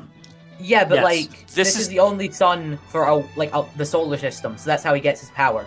Also, he dooms the rest of the planet as well, because without the sun, the Earth's fucked. Thanks a lot, dumbass. Yeah. So Superman literally killed the entire population of a planet to kill Saitama. Okay, yeah, I literally just watched it. What the hell was that? Oh my god, it's Goku v Superman all over again. No, because at least Goku v Superman, at least the Earth exploded. Okay, that is actually very confusing. Especially, I don't understand why. Like, where does Superman go after that? Simple. He dies that doesn't make sense. Yeah. No, he dies and then he leaves everyone else to die a slow, painful death of the sun not being around to, help people live. What's weird to me is that Superman slams Saitama into the sun like it's some sort of solid mass, and then it explodes. That's that's super weird to me. That's what stuck out to me the most. The other thing, I will say, one thing I hate about non-research fights featuring Saitama is they always treat Saitama like he's like how the show treats him. That's good, which on one hand makes sense, but on the other hand, it's super annoying because because at that point it just gets boring. But this fight doesn't do that for the most part. No, but Superman that alternate still ending it ruins it. I'm sorry. I feel like it would be better, like slightly, like it would be more excusable if like Saitama knocked Superman to the ground. He got like gravel in his hand or something, threw it in Saitama's eyes, blinding him, and then just yeeted him into the sun from a distance. And then the sun never blew up. Yeah, like fair. The thing that what if he just like pulls a 4 against Raiden? Raiden, sorry. Wrong character. But what I mean is that Superman wasn't treated to be this like weak loser. He actually was managing to put up a fight, and even Saitama was like, "Huh, that's impressive." I think it would have been better if it was like a slow, gradual escalation, and like it starts off with Superman getting the crappy out of him. Okay, whatever, it gets annoying, but whatever. The middle, like Superman starts to pick it up. By the end, they're both going at it. They both show signs of being damaged and tired, and then by the end, one of them wins. Yeah, that makes sense to me. My other issue with this is it doesn't really feel like a finale, if you know what I mean. No. I mean, is it a great penultimate episode? Oh, absolutely. I don't think that's something DBX really focuses on because all the finales feel that way. I know, but like when you have like a finale of something, you want it to be like a big episode, and this is a big episode, but just like the animation in it didn't feel like the kind of like budget that would go into like your final episode of a season. You know? No. Yeah, to be fair, like Brob said, the DBX has that issue where it doesn't really, like most of the finale episodes don't feel like that, except Bendy Cuphead in my opinion. But whatever. Yes. Yeah. My other issue with this, and this is an issue I have with every single Superman fight that isn't Goku vs. Superman 1, and 2, actually, now that I think about it. Can people please stop writing Superman as a massive douche? Thank you. Oh my gosh, it's so annoying. It's the same for the Flash as well, in like his fight. Whenever the Flash is in a fight, I imagine it's because they base it off Injustice 2. Like that does not make it better. Again. Yeah. I don't know. Well, that that's does even not worse. make it better. Yes. Yeah, I know. Or maybe they don't try to, but it just comes off that way. Well, either way, it was lazy, and I'm getting sick and tired of it. It's like this third time in something Death Battle related, and he's still a fucking jackass. It's like Jesus, just come on. However, this DBX does do something that hasn't been done since Vegeta versus Zod, and it brings in voice acting. And the voice acting was pretty good. So okay, I mean, Devil Artemis. I'm gonna be honest. Devil Artemis as Superman is kind of meh. Yeah, I mean, he sounds a little like Cell to me, and it's kind of distracting. He's just using his Cell voice, but he's trying to tone it down to where he can give off more of a deep, heroic speech, and it just doesn't. It doesn't work. No, like when I think of a Superman voice, I think of the animated series or the Injustice games. We give Injustice Superman crap, but he's still voiced well. I'm not gonna lie, it kind of reminds me of me trying to distinct my Dr. Claw voice to my Venom voice. It's really hard for me to do. However, Kagi as Saitama is borderline perfect. Holy shit! He pulls off Saitama well. I recognized have to agree. him by the end. Like, it wasn't until the end I was like, "Oh shit, that's Kagi." I actually never knew it was him. If that final, him freaking out about there being a sale, it kind of reminded me of his performance as Ed, and that's where I kind of picked it up. But aside from that, no, I would not have noticed. It's all like he sounds so good. He sounds almost identical to the English dub voice actor. The reason I could tell it was Kagi right away is because Devil Artemis has done a Cell versus Saitama before, and I believe he did have Kagi play Saitama in that as well. Oh, that's right! So I recognized that because I knew Kagi played Saitama in that, and I was like, oh, it's Kagi! It's like, yay! And now Kagi is Saitama, borderline perfect. If he gets into Death Battle, that's... he's going. Please. He's got to play Saitama. He's got to. And the fans rejoice. I'm cool with that. Yeah. I'm okay with that, so... Yeah, so... Oh my god. It actually kind of, like, before Saitama spoke, when we heard Superman speak, I was like, oh, they brought in voice acting. That's new. Well, it's not new, but it's been new since, like, Season 2. But I was immediately reminded of the arcade mode. By the way, don't watch the arcade mode if you haven't already. Where they had Superman talking. They had Superman talking English with a few Injustice voice clips, and it's super distracting. And then they have Saitama talking Japanese for no real reason. Well, to be fair, the English dub hadn't come out yet. I was about to say, was the dub? No. Was the dub revealed yet at that time? No. Okay, never mind. I take that back. It's still distracting, but when I was reminded of that, I was thinking like, oh, please don't do that. The English dub voice for Saitama is freaking perfect. I will say this: if there's anything I'm glad about with this DBX, they didn't like change Saitama's model. Yeah, multiple times. And how do you mean? When it goes to that when you know that style change that One Punch Man does, and it doesn't work in 3D. Yeah, it does. It definitely doesn't work in 3D. So no, when you try and make Saitama look like he's not bothered by anything, he looks like a human balloon. That's literally what he looks like. Yeah, he looks like a blow-up doll. That is funny. That was okay. Well, that was only in arcade mode, but since we've got an official One Punch Man model that looks pretty damn good and identical to the stylized manga, I'd say it works fine. It does. Yeah, no, this one works fine. It's a fantastic model. I'm glad about. Yeah. I think the only thing that's kind of distracting when it comes to the models, and I had this issue with Vegeta versus Thor, I didn't bring it up because whoops. A more cartoony model, and then a hyper realistic model don't work together. Yeah. Yeah. It can Granted, be a bit I jarring. don't think there's a good cartoony Superman out there that Steam Workshop has, so that's probably why. Probably. And we know Saitama isn't in Jump Force, and he probably won't be. Actually, no, he won't be because this next patch is the last one. Damn. I think. I don't know. Whatever.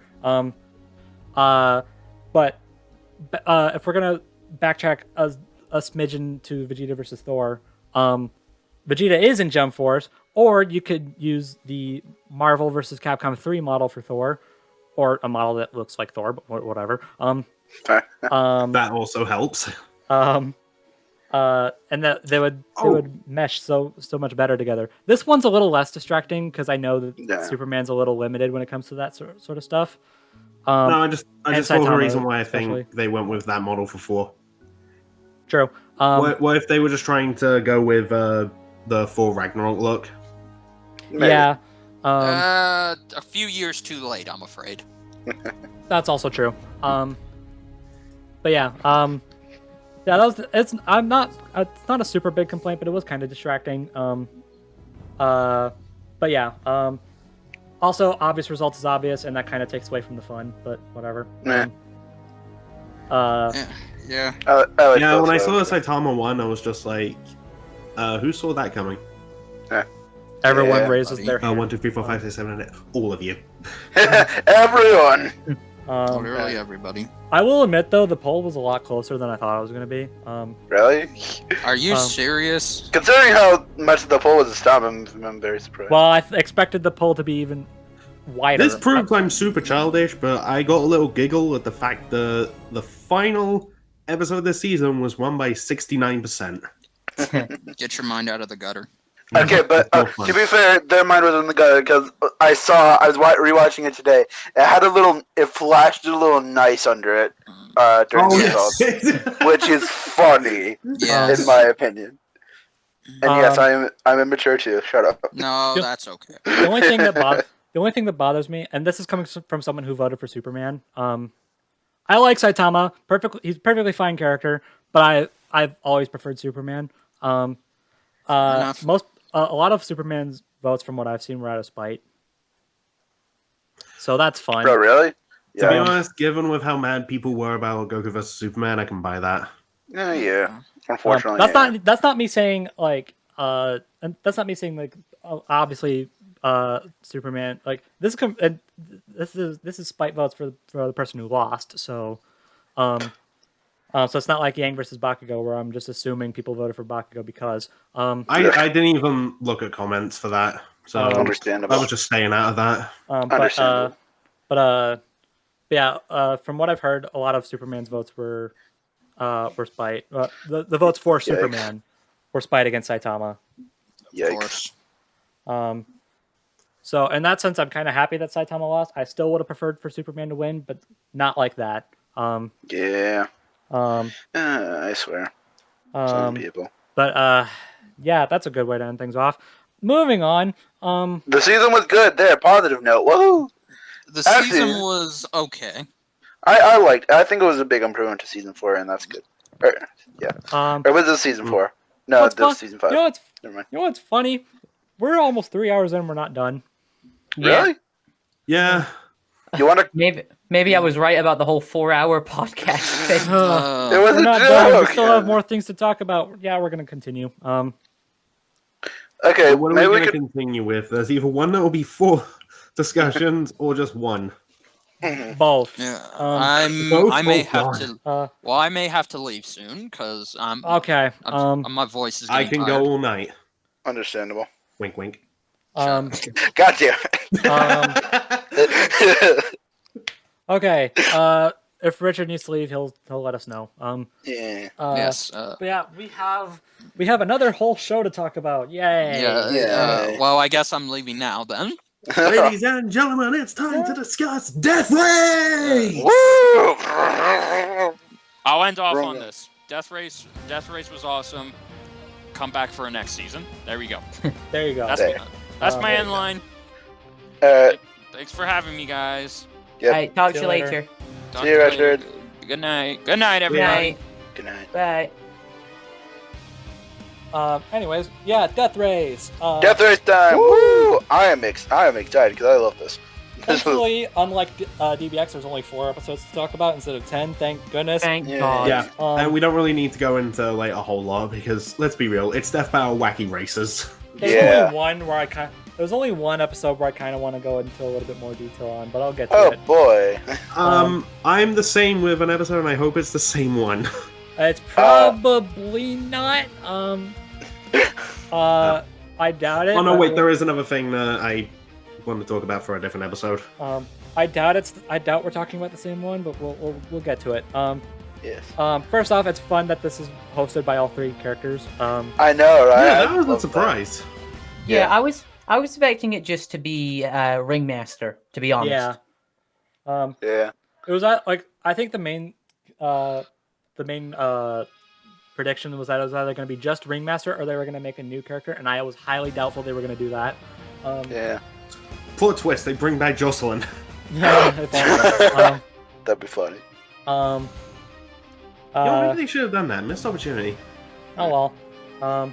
They would also have to come up with a new design for Jocelyn, and I don't think they do that for a 4-episode sponsorship show. True. Which, by the way, Unless they that's bring another it back. thing. Which, by the way, that's another thing. This show wouldn't exist without DoorDash. So. Thank you, go. DoorDash. Thank you, DoorDash. Thank you, DoorDash. I just wish you operate in the UK. Just saying. It's like Blue Apron all over again. It's I funny, know, this I one- feel your pain. It always used to annoy me so much that there was so many Blue Apron adverts for Death Battle, and I was like, this doesn't help me. I can't get Blue Apron in my country. But no, it's cool that they managed to do this because this is a concept they've been talking about for so long. Yeah. But they were talking about it like in a general Death Battle sense. So I think the big example they always bring up is Captain Falcon and the Blue Falcon versus the Mach 5. Speed Racer and Mach 5. Oh yeah. Or was it was either that or was the Mach 5 versus the Batmobile? Anyways, I think it was Speed Racer and Mach 5. Oh, but speaking of Batmobile, yeah. Well, first off, I should say all 4 of these episodes were animated by Devil Artemis, solely him, no one else. Which is incredible. and they were all written by Liam. And all written by Liam. And the only reason I'm bringing this up is because it's a special occasion. Occasion, I said that wrong. Whatever. We've been going on for 3 hours. Shut up. Edited by Nick. Nick is back. Oh yeah! Yay! Hooray!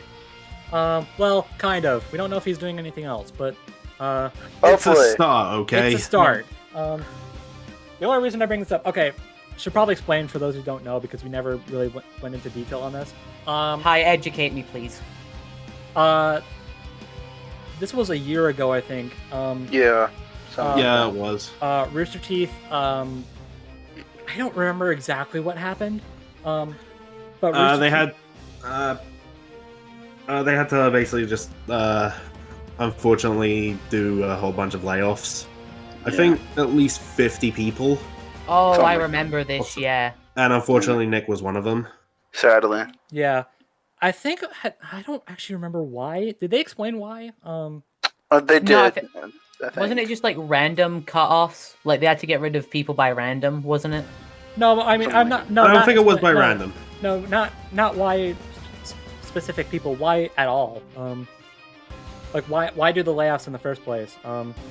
I think feel there like was they something did. about it, I just can't remember. But think- one thing I do remember is if you don't know a whole lot about it, I would recommend you go through Off Topic, the Achievement Hunts podcast.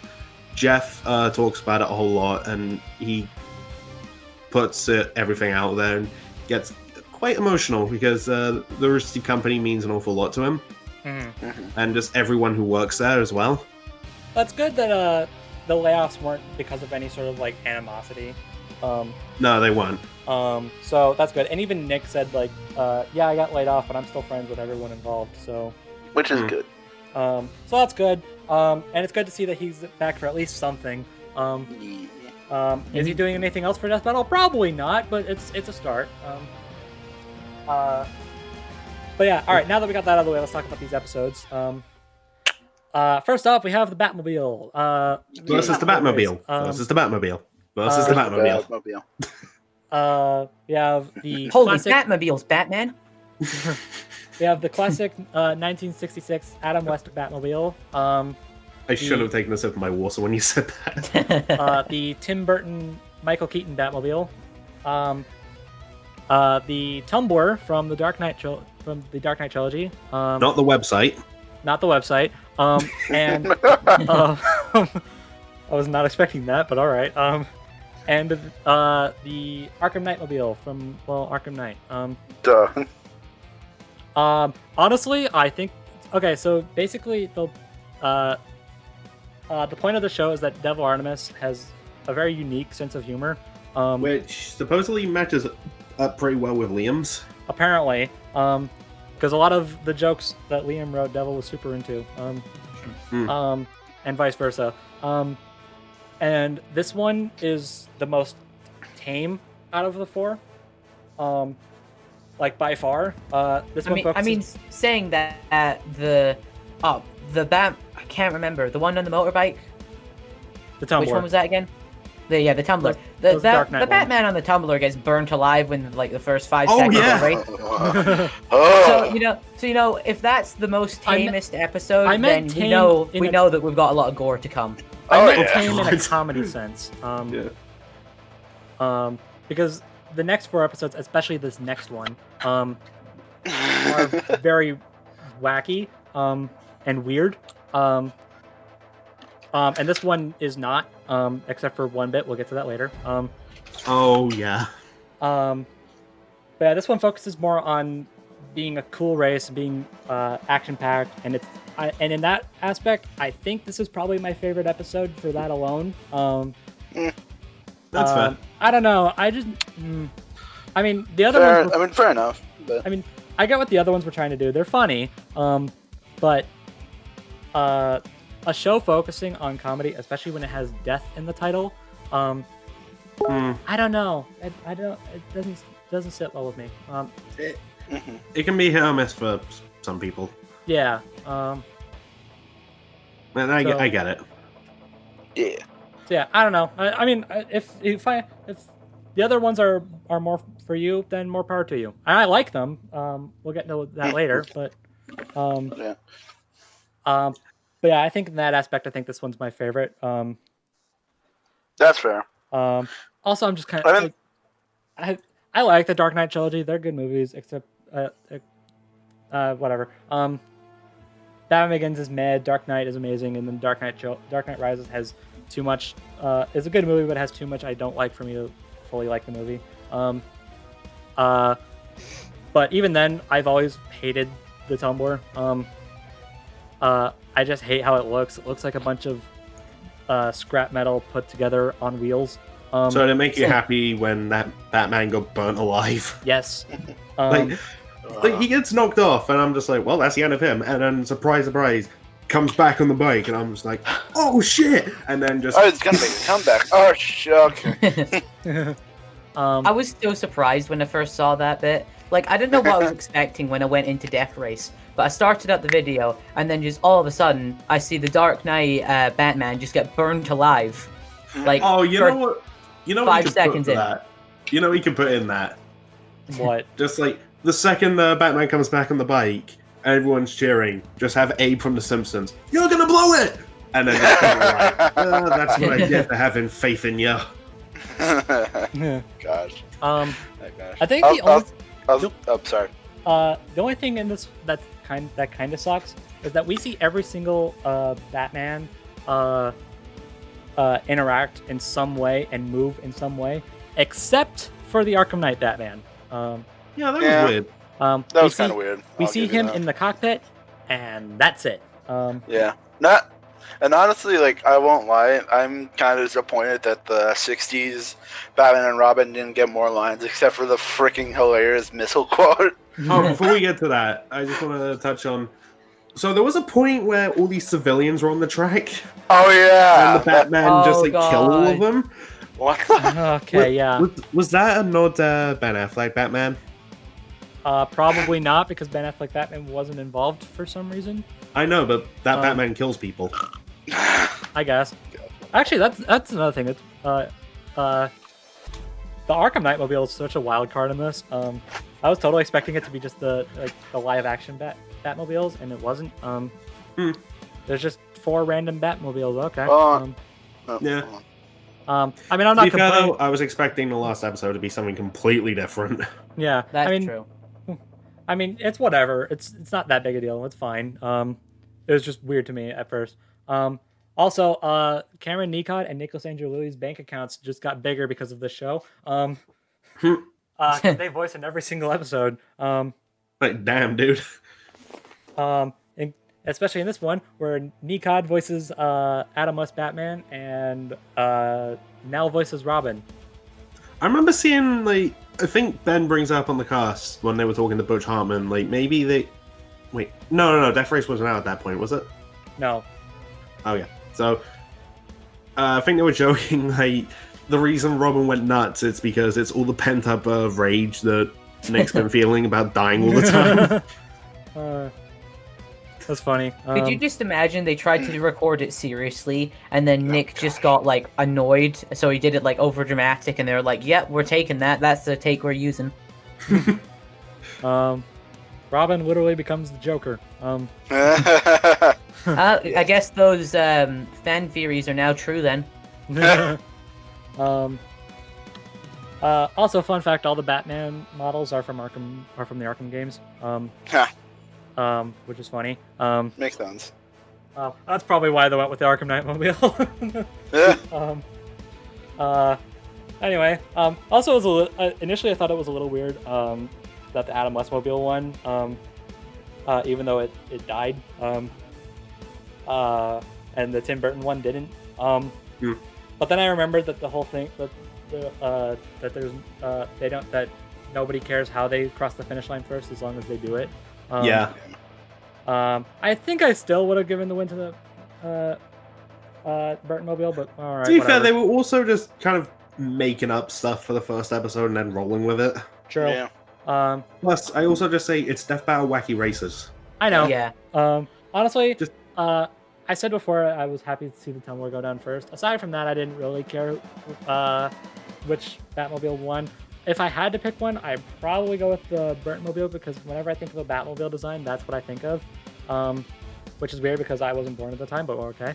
I think it's because that's the closest resemblance that the DCAU Batmobile takes the closest resemblance to it. And that's why. But regardless, That begs a question. I wonder what the new DC AU is going to take inspiration from, because they've got a new Batman now. Who knows?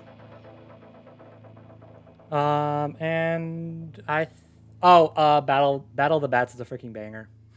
Yeah. Oh yeah. Oh yeah. They do freaking custom tracks for this series because if this series couldn't get any more, because if this series couldn't get any more surprising, like what the heck? Yeah.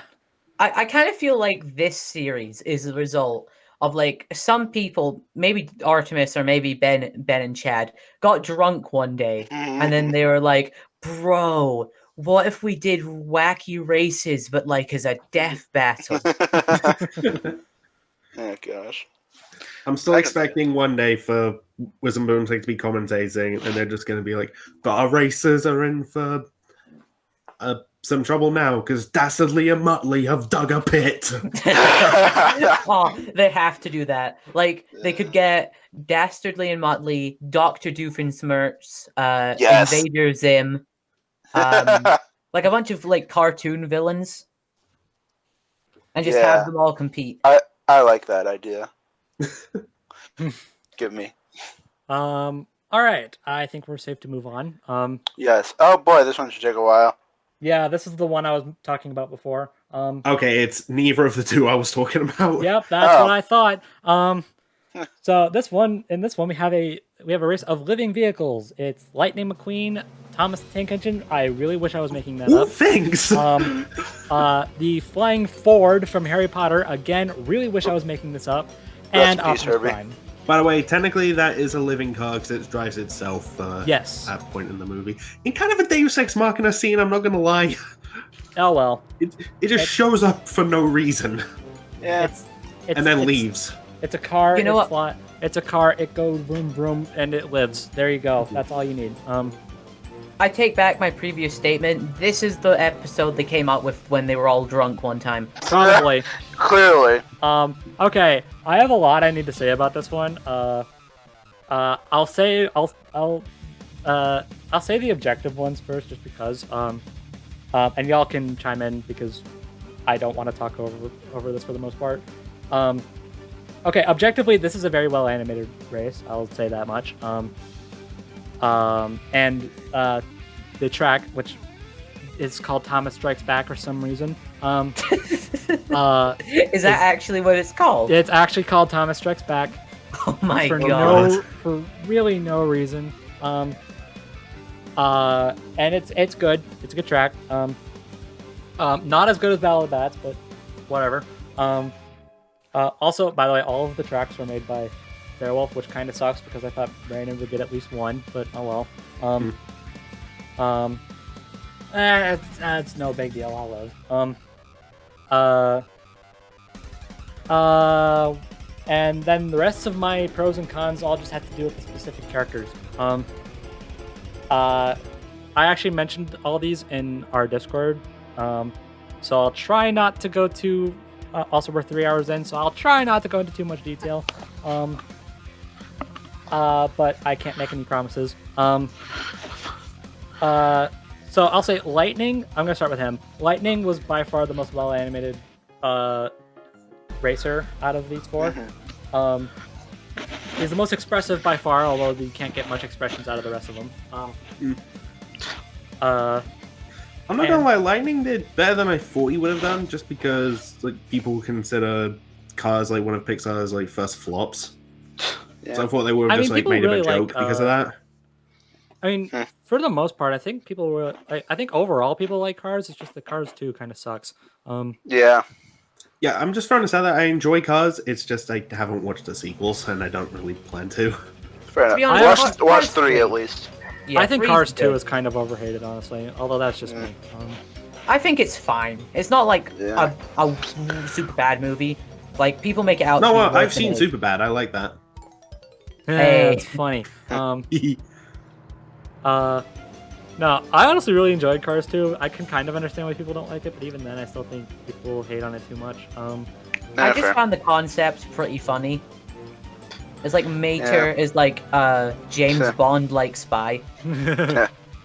Understandable. Also, I'll say this: Nal did a really good job as Lightning. I really wish he said more than his catchphrase, but all right. Take that out, and yeah, if Lightning somehow by some sorcery gets into Death Battle, I wouldn't mind now doing the voice. Who would he fight though? I have no idea. Thomas the Tank Engine. Herbie. Team Herbie. I think one that recently got some traction for some reason was Turbo. Oh gosh. I mean that's funny to be fair, but like, gosh. How would Turbo win? Wait, from Wreck-It Ralph?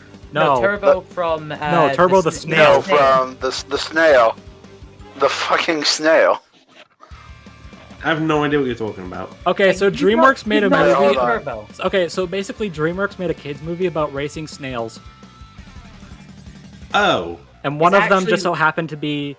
and a few of them just so happened to be actually really fast. Okay then. Also the main character is voiced by Ryan Reynolds. I wasn't aware this was a thing. Because of course.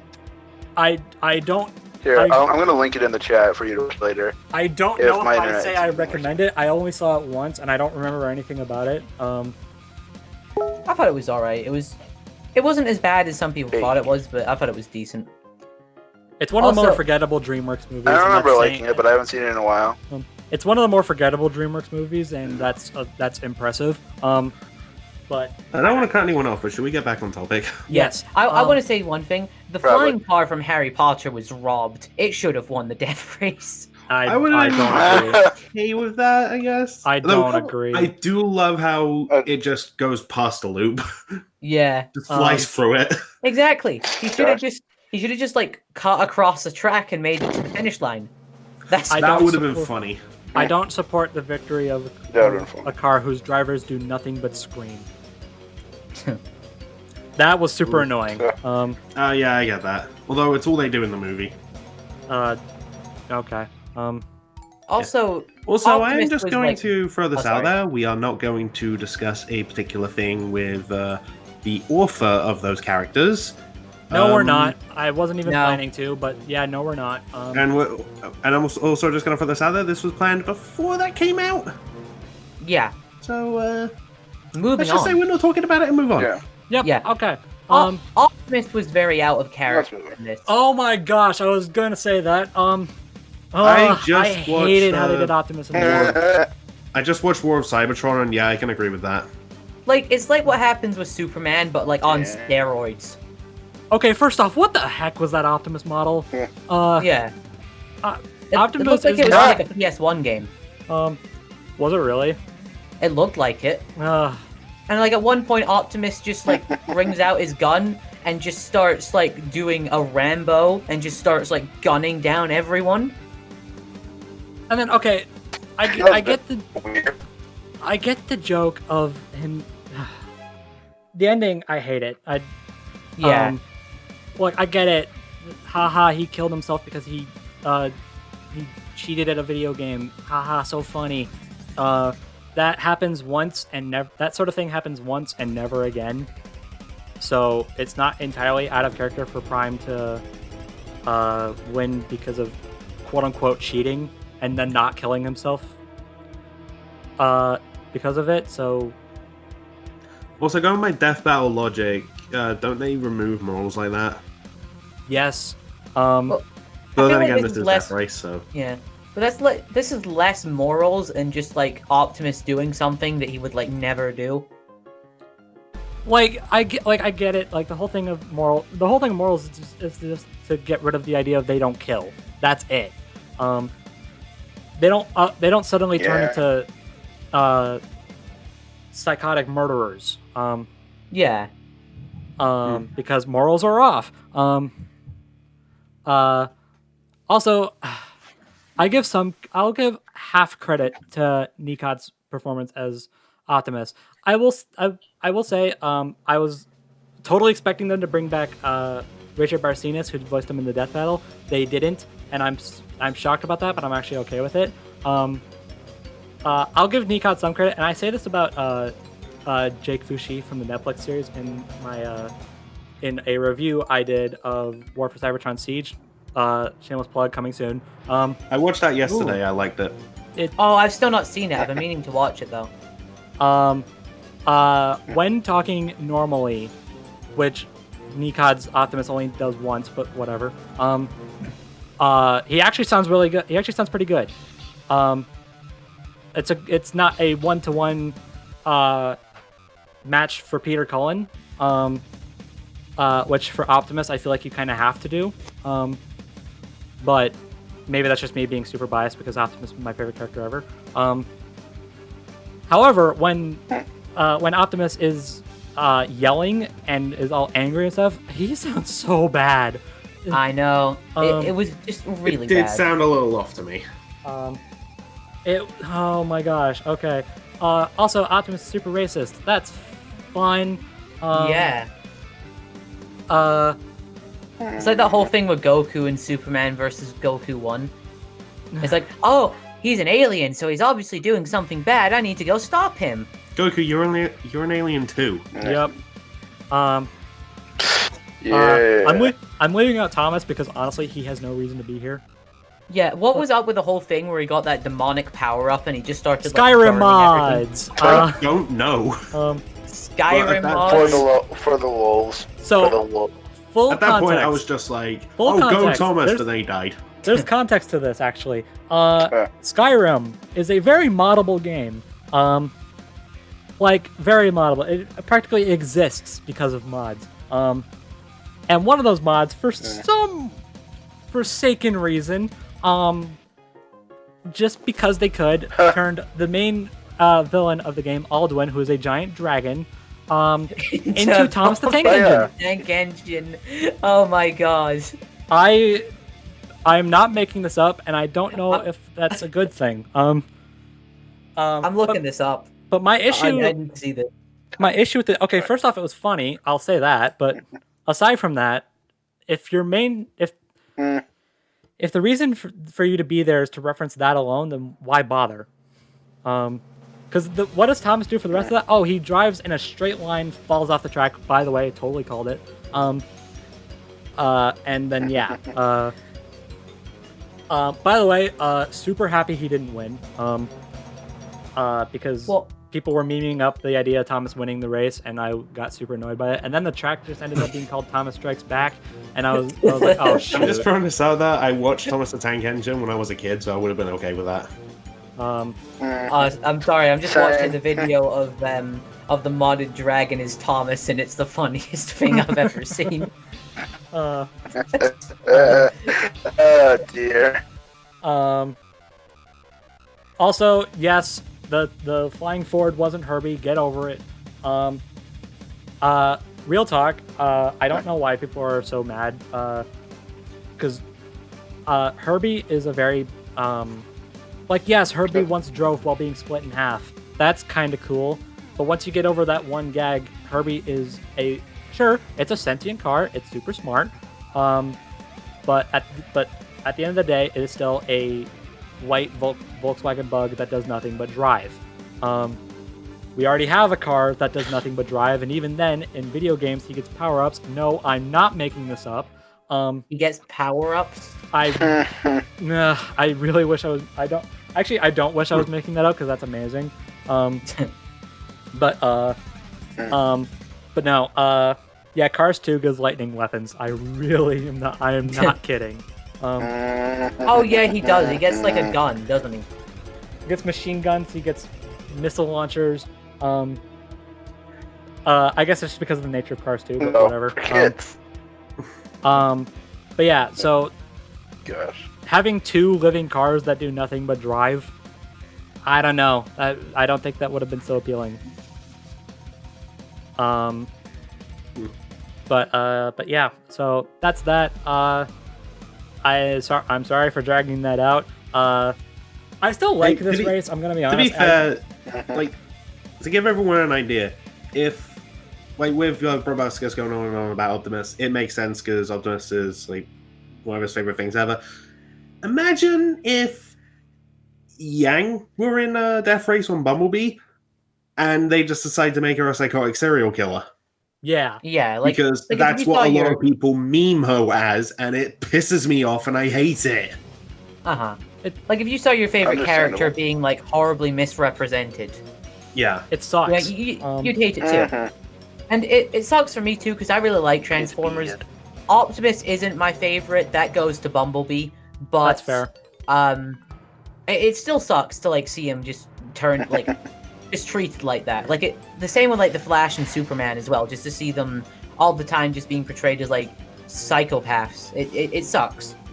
It's also another thing. A quick thing I'll bring up before we move on. Optimus being racist towards a tree. There's actually I didn't know this until I binge watched the original show a few months back. But there's actually a sentient alien plant life form in Transformers. They're called Morphobots. Think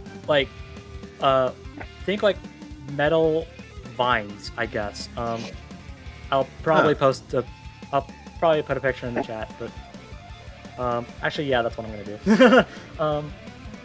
But yeah, those exist, so they could have referenced those, but nope, they don't. I mean, to be fair, they're kind of they show up in one episode. Instead, they went with the Whomping Willow.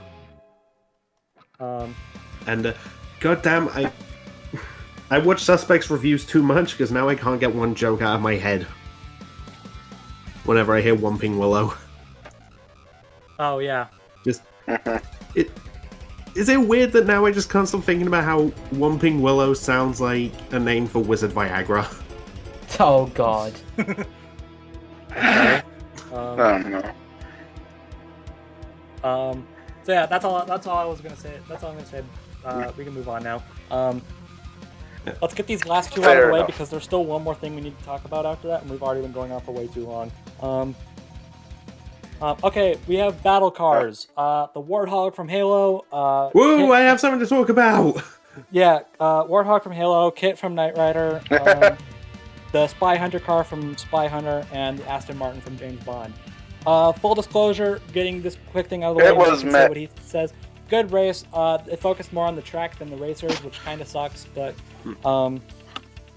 yeah, Warthog won because of physics. Okay, sure. I freaking love that.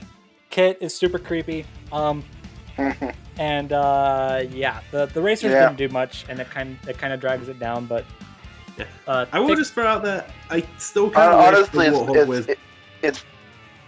I still kind of wish the Warthog was driven by Red Team, not two Master Chiefs. That's the other thing. Yeah.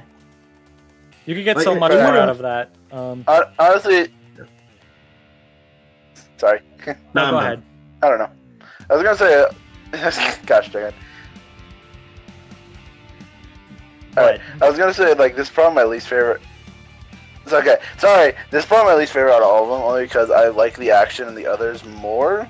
But, like, I don't know, it's just a bit lackluster in my opinion, if that makes sense. Compared to the others, at least. I mean, this one is mostly carried by Kit. Just being... I mean, for me, it's carried by the Warthog, like, being like it is in Halo. You knock it and it goes flying. Yeah, that's fair. Fair has anyone here seen Knight Rider? Nope. I've watched one or two episodes because my mum used to like it when it was going on. I have actually met David Hasselhoff though, who plays the main character in Knight Rider. Okay, Nice. because the only reason I ask is because I don't know how accurate Nikod's performance was as Kit. Hold on, let me just I'll go to a voice line and. Also, are we going to hear Kit as Wiz in a death battle? Probably not. Yeah. It'd be funny, but probably not. Unfortunately, I hope so. Maybe it's like a one-off if they're talking about like an AI character. Yeah, maybe. Yeah, he does a good job as Kit. I was just going back and rehearing some of the lines he did as Kit, and he does a good job. It's pretty accurate to what I remember being there in the show. Okay, that's honestly the only reason why I asked. I'm glad the Warthog won. I was not expecting it to at all, but it did. So there you go. No, because honestly, it's kind of easy to blow those things up. Yeah. Yeah. Not only that, but out of all of them, you if you take out the Warthog's weird physics, it's probably the most boring one to win. And this show's whole thing is giving out wins for the sake of also random. Except for Thomas, because So yeah, that's pretty much it. We see James Bond for all of 2 seconds. He looks fine, and then he dies. Okay. And now you can move on, unless anyone else has anything to add. Not really. No. Yeah. Okay. Now we have the race with no theme. That's literally how they marketed it. Pretty much. Though. Yeah. Oh. Pizza time. Yes. Pizza time. Admittedly, I did have this expectation for this episode when I only saw Mario and Sonic. I think we all had similar expectations. I was expecting the other two combined to be Crash Bandicoot and Diddy Kong. Yeah. Okay. We should probably say best kart racer. Okay, so we should probably say this race features a stormtrooper on a speeder bike from Star Wars. The Initial D, the Toyota car from Initial D, the DeLorean from Back to the Future, the Speedstar from the Sonic Racing games, the standard kart set from Mario Kart, and the Blue Falcon from F-Zero. I think the theme was just we want to use these cars in a death race. That's pretty much it. Yeah. Yes. So to compromise, Also they pizza made time. every character pizza delivery man. So that's fun. Yeah. Was really disappointed to find out that Crash wasn't involved because it's super perfect. And I'm a huge fan of CTR, so Yeah. so that kind of sucked, but race was still fine. I kind of the two of the racers did jack all, and it's kind of upsetting, but Yeah. So I will admit, like, when Sonic got knocked off the track, I was like, that's a bit soon, isn't it? And I completely somehow forgot that he could just turn his car into a plane and fly. I had this gut, like I when I was watching it, I was initially like super disappointed, like I was like, oh, Sonic's going out that quickly. All right, whatever. All right, fine, because I don't know. For all I know, Devil isn't a fan of Sonic, but I don't know.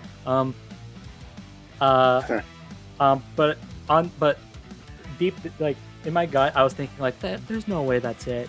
How that can't be it. But yeah, I totally forgot about it turning into a plane too. I think at the end of the day, this is a cool race with a crappy ending. Yeah. Just like the DeLorean winning and everyone else That's right. dying at the end was just Well, DeLorean didn't win; it was disqualified. Oh, it was. Yeah. Sorry, I forgot about that. Honestly, that's kind of why I when I saw this announced, I even said like I probably would have swapped if it were up to me. I'd probably swap out either the DeLorean or the initial D car for Crash. I'd still say throw Diddy Kong in there too. Yeah, because with the DeLorean, it's kind of easy to abuse the idea of like, oh, he could just hop into the future or the past or whatever, cross the finish line without doing anything. That's kind of lame. And then the initial D car is a car, and yeah, that's it. At least from what they've said, I haven't watched initial D. There is like one thing I have to comment on though. It's just like right before Sonic dies, and he puts on Mario's hat, and he's all, "Oh, they call me the fastest thing alive. There are things I can't outrun." I'm just like, Sonic, just grab the pizza, jump out of the car, and win. Yeah. It's just like also depressing out of nowhere. Yeah. So It's my like question. Sonic contemplating his inevitable death, and then it's like, wow, wacky races. So my. Although me and a friend came up with some headcanon, because Mario's totally capable of surviving a bomb mob, and Sonic's even capable of surviving a blue shell. Let's be real. Yeah. He had more than enough time, so Sonic grabbed his pizza, jumped out of the car, found Mario, and we're just like, "Hey, you want to just say screw this race and eat some pizza?" And Mario was all, "Let's go!" And then, boom, they're off. They're just enjoying pizza. Boom, there you go. There's your headcanon. There you go. Yay, friendship. So I have I have a little question, and it's probably a super minor thing, but it has to do with the voice acting. I didn't think much of it in the other races. I just thought it was like some of the voices were a little off-putting. Robin sounded like Nick was saying Lily, and it was distracting. Optimus I've already commented on, but it was especially noticeable for Mario and Sonic because not only have they been in Death Battle before, but these actors have played these characters before. And is it just me, or did they sound better in the Death Battle? I was thinking that same thing. They did. And it made me think, like, combine those two with Optimus and Robin, and I'm like, how much effort? I don't mean to sound mean here, but compared to Death Battle, how much effort do you think the voice actors put into the voice acting for the show? Because both of these guys have perfectly shown that they are perfectly capable of voicing Mario and Sonic. I even commented when we talked about that episode, Nal sounded borderline perfect as Sonic. Yeah, I can agree with that. But here it just doesn't sound as good to me, and I'm wondering if that was just a mistake, or is there something else going on? Like, did they do worse voice acting on purpose or something? I don't know. I don't know. There's no real way I can put it without sounding mean. They still sounded fine. But I don't know. It just sounded. It was just distracting because like. Yeah, I don't maybe really like know it's what to say limited on that, time or something. Like they didn't have as much time to record for this as they did for like the actual episode. Like they didn't have as much like practice or something. I don't know. Who knows? So yeah. Also, the initial D-Car winning because is super lame to me. Because he's the delivery boy. Yeah. Yeah, because he's the only car here that doesn't have any sort of special gimmick. It's just a car with a driver, and that's it. So to have that kind of character win, I don't know. It's just not appealing to me. Now I say this as someone who's rooting for Sonic, but I digress. It was still kind of distracting. So yeah. Overall, Death Race is a good show. I still like this race. I know I've been talking crap about it, but it's still good. Devil put a lot of work into Sonic's quills, and it shows. I was not expecting that because usually, like, sometimes you get 3D animators have some parts of the character be super static, be it like hair or fur. But this one, like Sonic's quills move like all the time. So that's it's a small detail, but it's one I notice and appreciate. Also, if you want to talk about out of character, Mario, what's your deal? Captain Falcon saves your life, and your first thought is flip him off. Yeah. And then Sonic runs him that over. was a bit off to me. Yeah, Sonic runs him over for like no reason. Yeah, what the heck's up with that? That's whatever. I just mentioned Mario because it's the most apparent. Not only does he Falcon off, but he also swears. Sure. Okay, that was funny, but yeah, it is out of character. This isn't your mom's Mario game anymore. Yeah, overall good show, and I agree with Richard before he left. This show needs to come back for a second season. Agreed. Give us more. Put in Sweet Tooth. Put in the Crash Gang. Give us more. Yeah. I think you could get a lot of mileage out of Transformers for it. I did Optimus, so I mean, why not? I gotta ask, how many like vehicles are there called Bumblebee? I don't know. So I was just thinking, like, if there's at least 2 more, you could do Bumblebee from Transformers, Yang on her bike, which is called Bumblebee, and then just 2 more Bumblebees. Let's see. Maybe you could do like a, I don't know. I don't know how to. One idea I heard was like a motorcycle race. Like the ones that get brought up the most are like Ghost Rider, Lobo, Warrior, Shadow. Yeah. Yeah. That'd be a fun episode. Yeah. I know someone in the DBCast server really wants to put in Yang on Bumblebee. And I don't remember what the whole idea was, but I remember that being a thing. I think I remember seeing that, but yeah. I don't know. All I ask for is please let Bumblebee win, just so that way it doesn't get resurrected just to die again. Yeah. I know, poor Bumblebee. That bike deserved better. And Adam died too, but okay. Yeah. Honestly, to be honest, I was sadder about the bike. Honestly, me too. Like everybody was. I don't want. I don't want. You know, we should save that for the Ruby podcast. Yeah. Anyways, Z-Dog, sorry, what are you saying? Real quick, before we move on, I just want Nitrous Oxide versus Wizpig from Diddy Kong Racing. Give me that. I don't care what other characters get on. Just give me Oxide versus Wizpig. Throw in Jet the Hawk and the boss from Lego Racers there. That works. There you go. Actually, I think I have that thumbnail. Hold on. Although we need to transition. Yeah. All right. Oh man, we've been going on for too long. We have one more thing to talk about. We'll make it super quick. So Death Battle put up a teaser on their YouTube for no reason. I initially thought it was going to be first exclusive, but it's not. Yeah, it was confusing.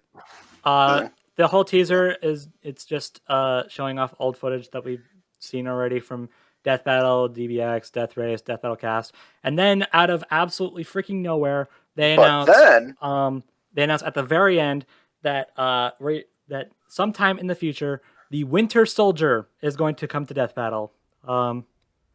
I wonder who he could fight. There's so many opportunities. The factor is already blown up once. Oh no! I wonder who. Okay, yeah, you get the gist. I just want. I'm still waiting for it to not be that fight. You know, like they're gonna surprise us, or like bamboozle us by making it like a different character that the Winter Soldier's up against. You can't be sarcastic, V1, by the way. Dear gosh. Oh, sorry. Let's be real, it's obvious. Yeah. Okay, so the main interesting thing is that this is our live action fight this year, so that's cool. Oh yeah. Ismahawk said something about it. And for some reason, people had doubt and didn't know, but Ismahawk's working on it. I thought that was kind of obvious, but okay. I mean, good. That's good. I like Ismahawk. Yeah, me too. I like Nightwing versus Daredevil a lot, so yeah, I'm down. But like, were people thinking it was going to be someone else? They literally said at the beginning of the year that they were working on another fight with Ismahawk. The only thing that people were concerned about that would get in the way is that the world has turned into bricks. So turns out that wasn't a problem. I don't think. And well, plus we also don't know how far in advance it was filmed. True. I think someone who works at Ismahawk posted on Twitter that this was months ago, but they posted like screenshots of like they said they posted pictures of a thing they were filming. They didn't say what it was because they can't. Well, yeah. They said like this was the last project we worked on before quarantine. So and we know the lighting, they really started it. And the lighting that that the pictures had looks very similar to the teaser we had. So I think it was that far in advance. So there you go. Probably. So there's two main questions we need to ask ourselves here. One is a little less obvious. When is this going to happen? And then the other one is the most obvious. Who's he going to fight? So as for when this will happen, they said. Okay, no, I already did that. They said. Now you can go ahead and do it.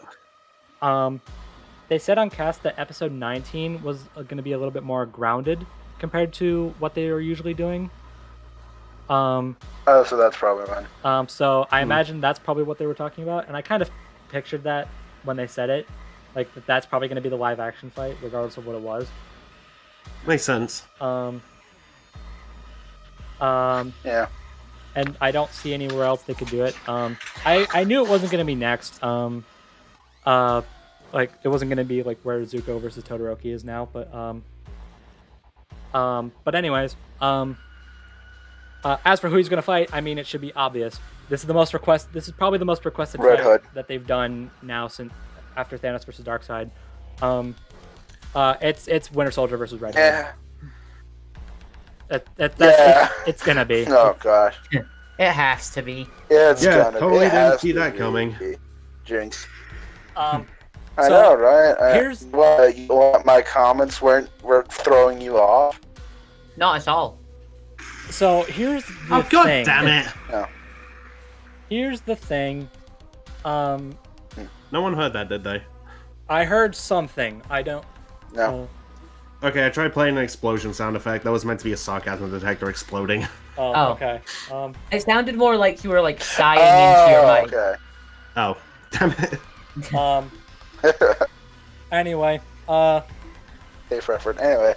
anyway, so here's the main thing. I know people are tired of Marvel versus DC fights, especially I know people were really hoping it wasn't going to be this fight after Nightwing versus Daredevil because they think live action fights should be more than just Marvel versus DC. Two things. One, eventually they're going to get to a live action fight that's not Marvel versus DC. Yeah. I mean, there's still James Bond versus Jason Bourne. Yes, that's going to happen. Harry and Marv versus Jasper and Horace. Jason versus Mike. Um, Jason versus Phil. Yeah, that one too. So they're gonna get to those eventually, and we know they're gonna be live action because why wouldn't they? And also on the other hand, like the other thing regarding Marvel vs. DC fights, look, for one, they're inevitable, okay? They're inevitable. For one, they're inevitable. For two, they are stupid easy to come up with. Also, I'm just gonna throw this out there. But all these people that are commenting saying, oh, they want death battles. Yeah, if you don't want Marvel vs. DC fights, stop requesting them. Or better yet, stop watching them. Because the reason there's so many of them is because they get the most views. If you look at the most popular death battle episodes on the channel, a good chunk of them are Marvel versus DC. So if you don't want them, just don't, give them the views. Yeah. For an experimentation off screen, I literally went to Death Battle's YouTube channel and sorted the videos out by most popular.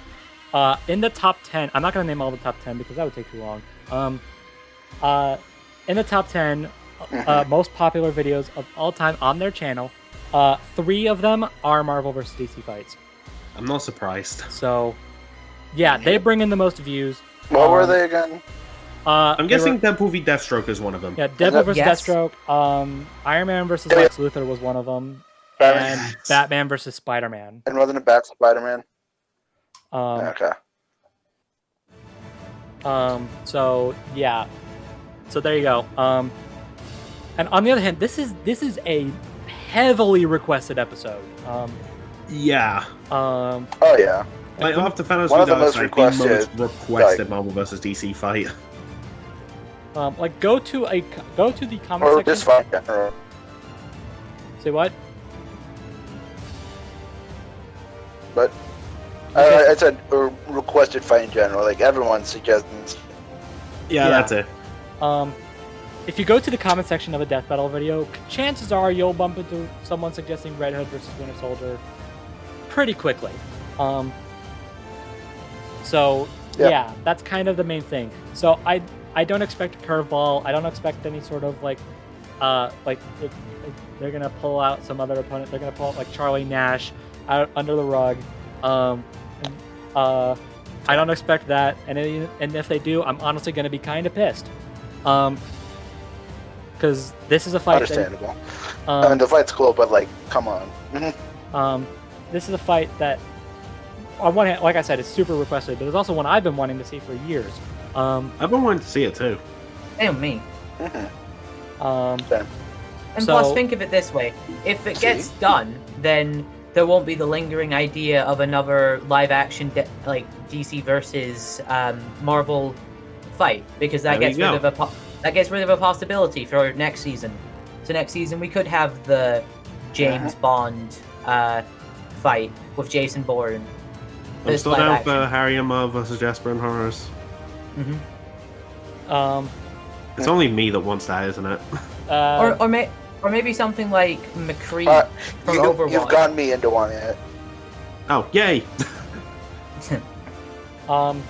And yeah, honestly, there's not much we can say, which is good because we've been talking for way too long.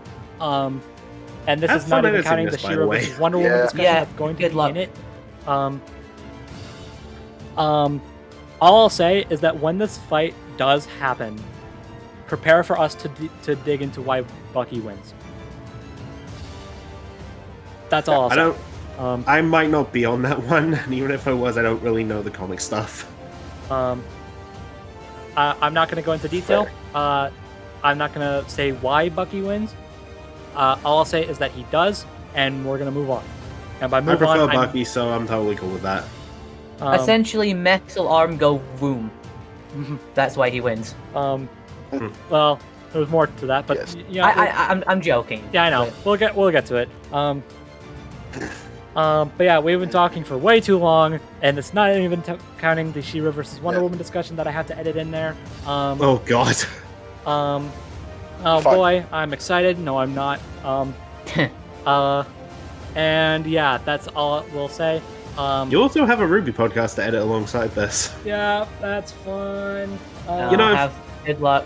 To be You know, fair, if you want, you can just send that to me and I'll edit it again. I'll probably do that. Either that or I'll do this one first because this one has to be out before Zuko versus Todoroki does. True. I'll probably send it to you because I have other projects I want to do. Including getting more work done on Bandicoot Marathon. By the way, my Crash Bandicoot: The Wrath of Cortex review came out recently. Go watch that. Yes, please do. Speaking of things you should go watch, you should real quick before we end, you should watch the Ultimate Throwdown episode 1 came out. Watch it, please. Thanks. Oh yeah, Adam versus Virgil. Yes, go watch that. We all worked really hard on it. Or as I like to call it, I don't think I did. By all, I mean the people on my team. Okay. How dare you? I worked so hard on that episode. You have no idea. Oh yeah, Aiden, please tell me what the heck dedication. did you do?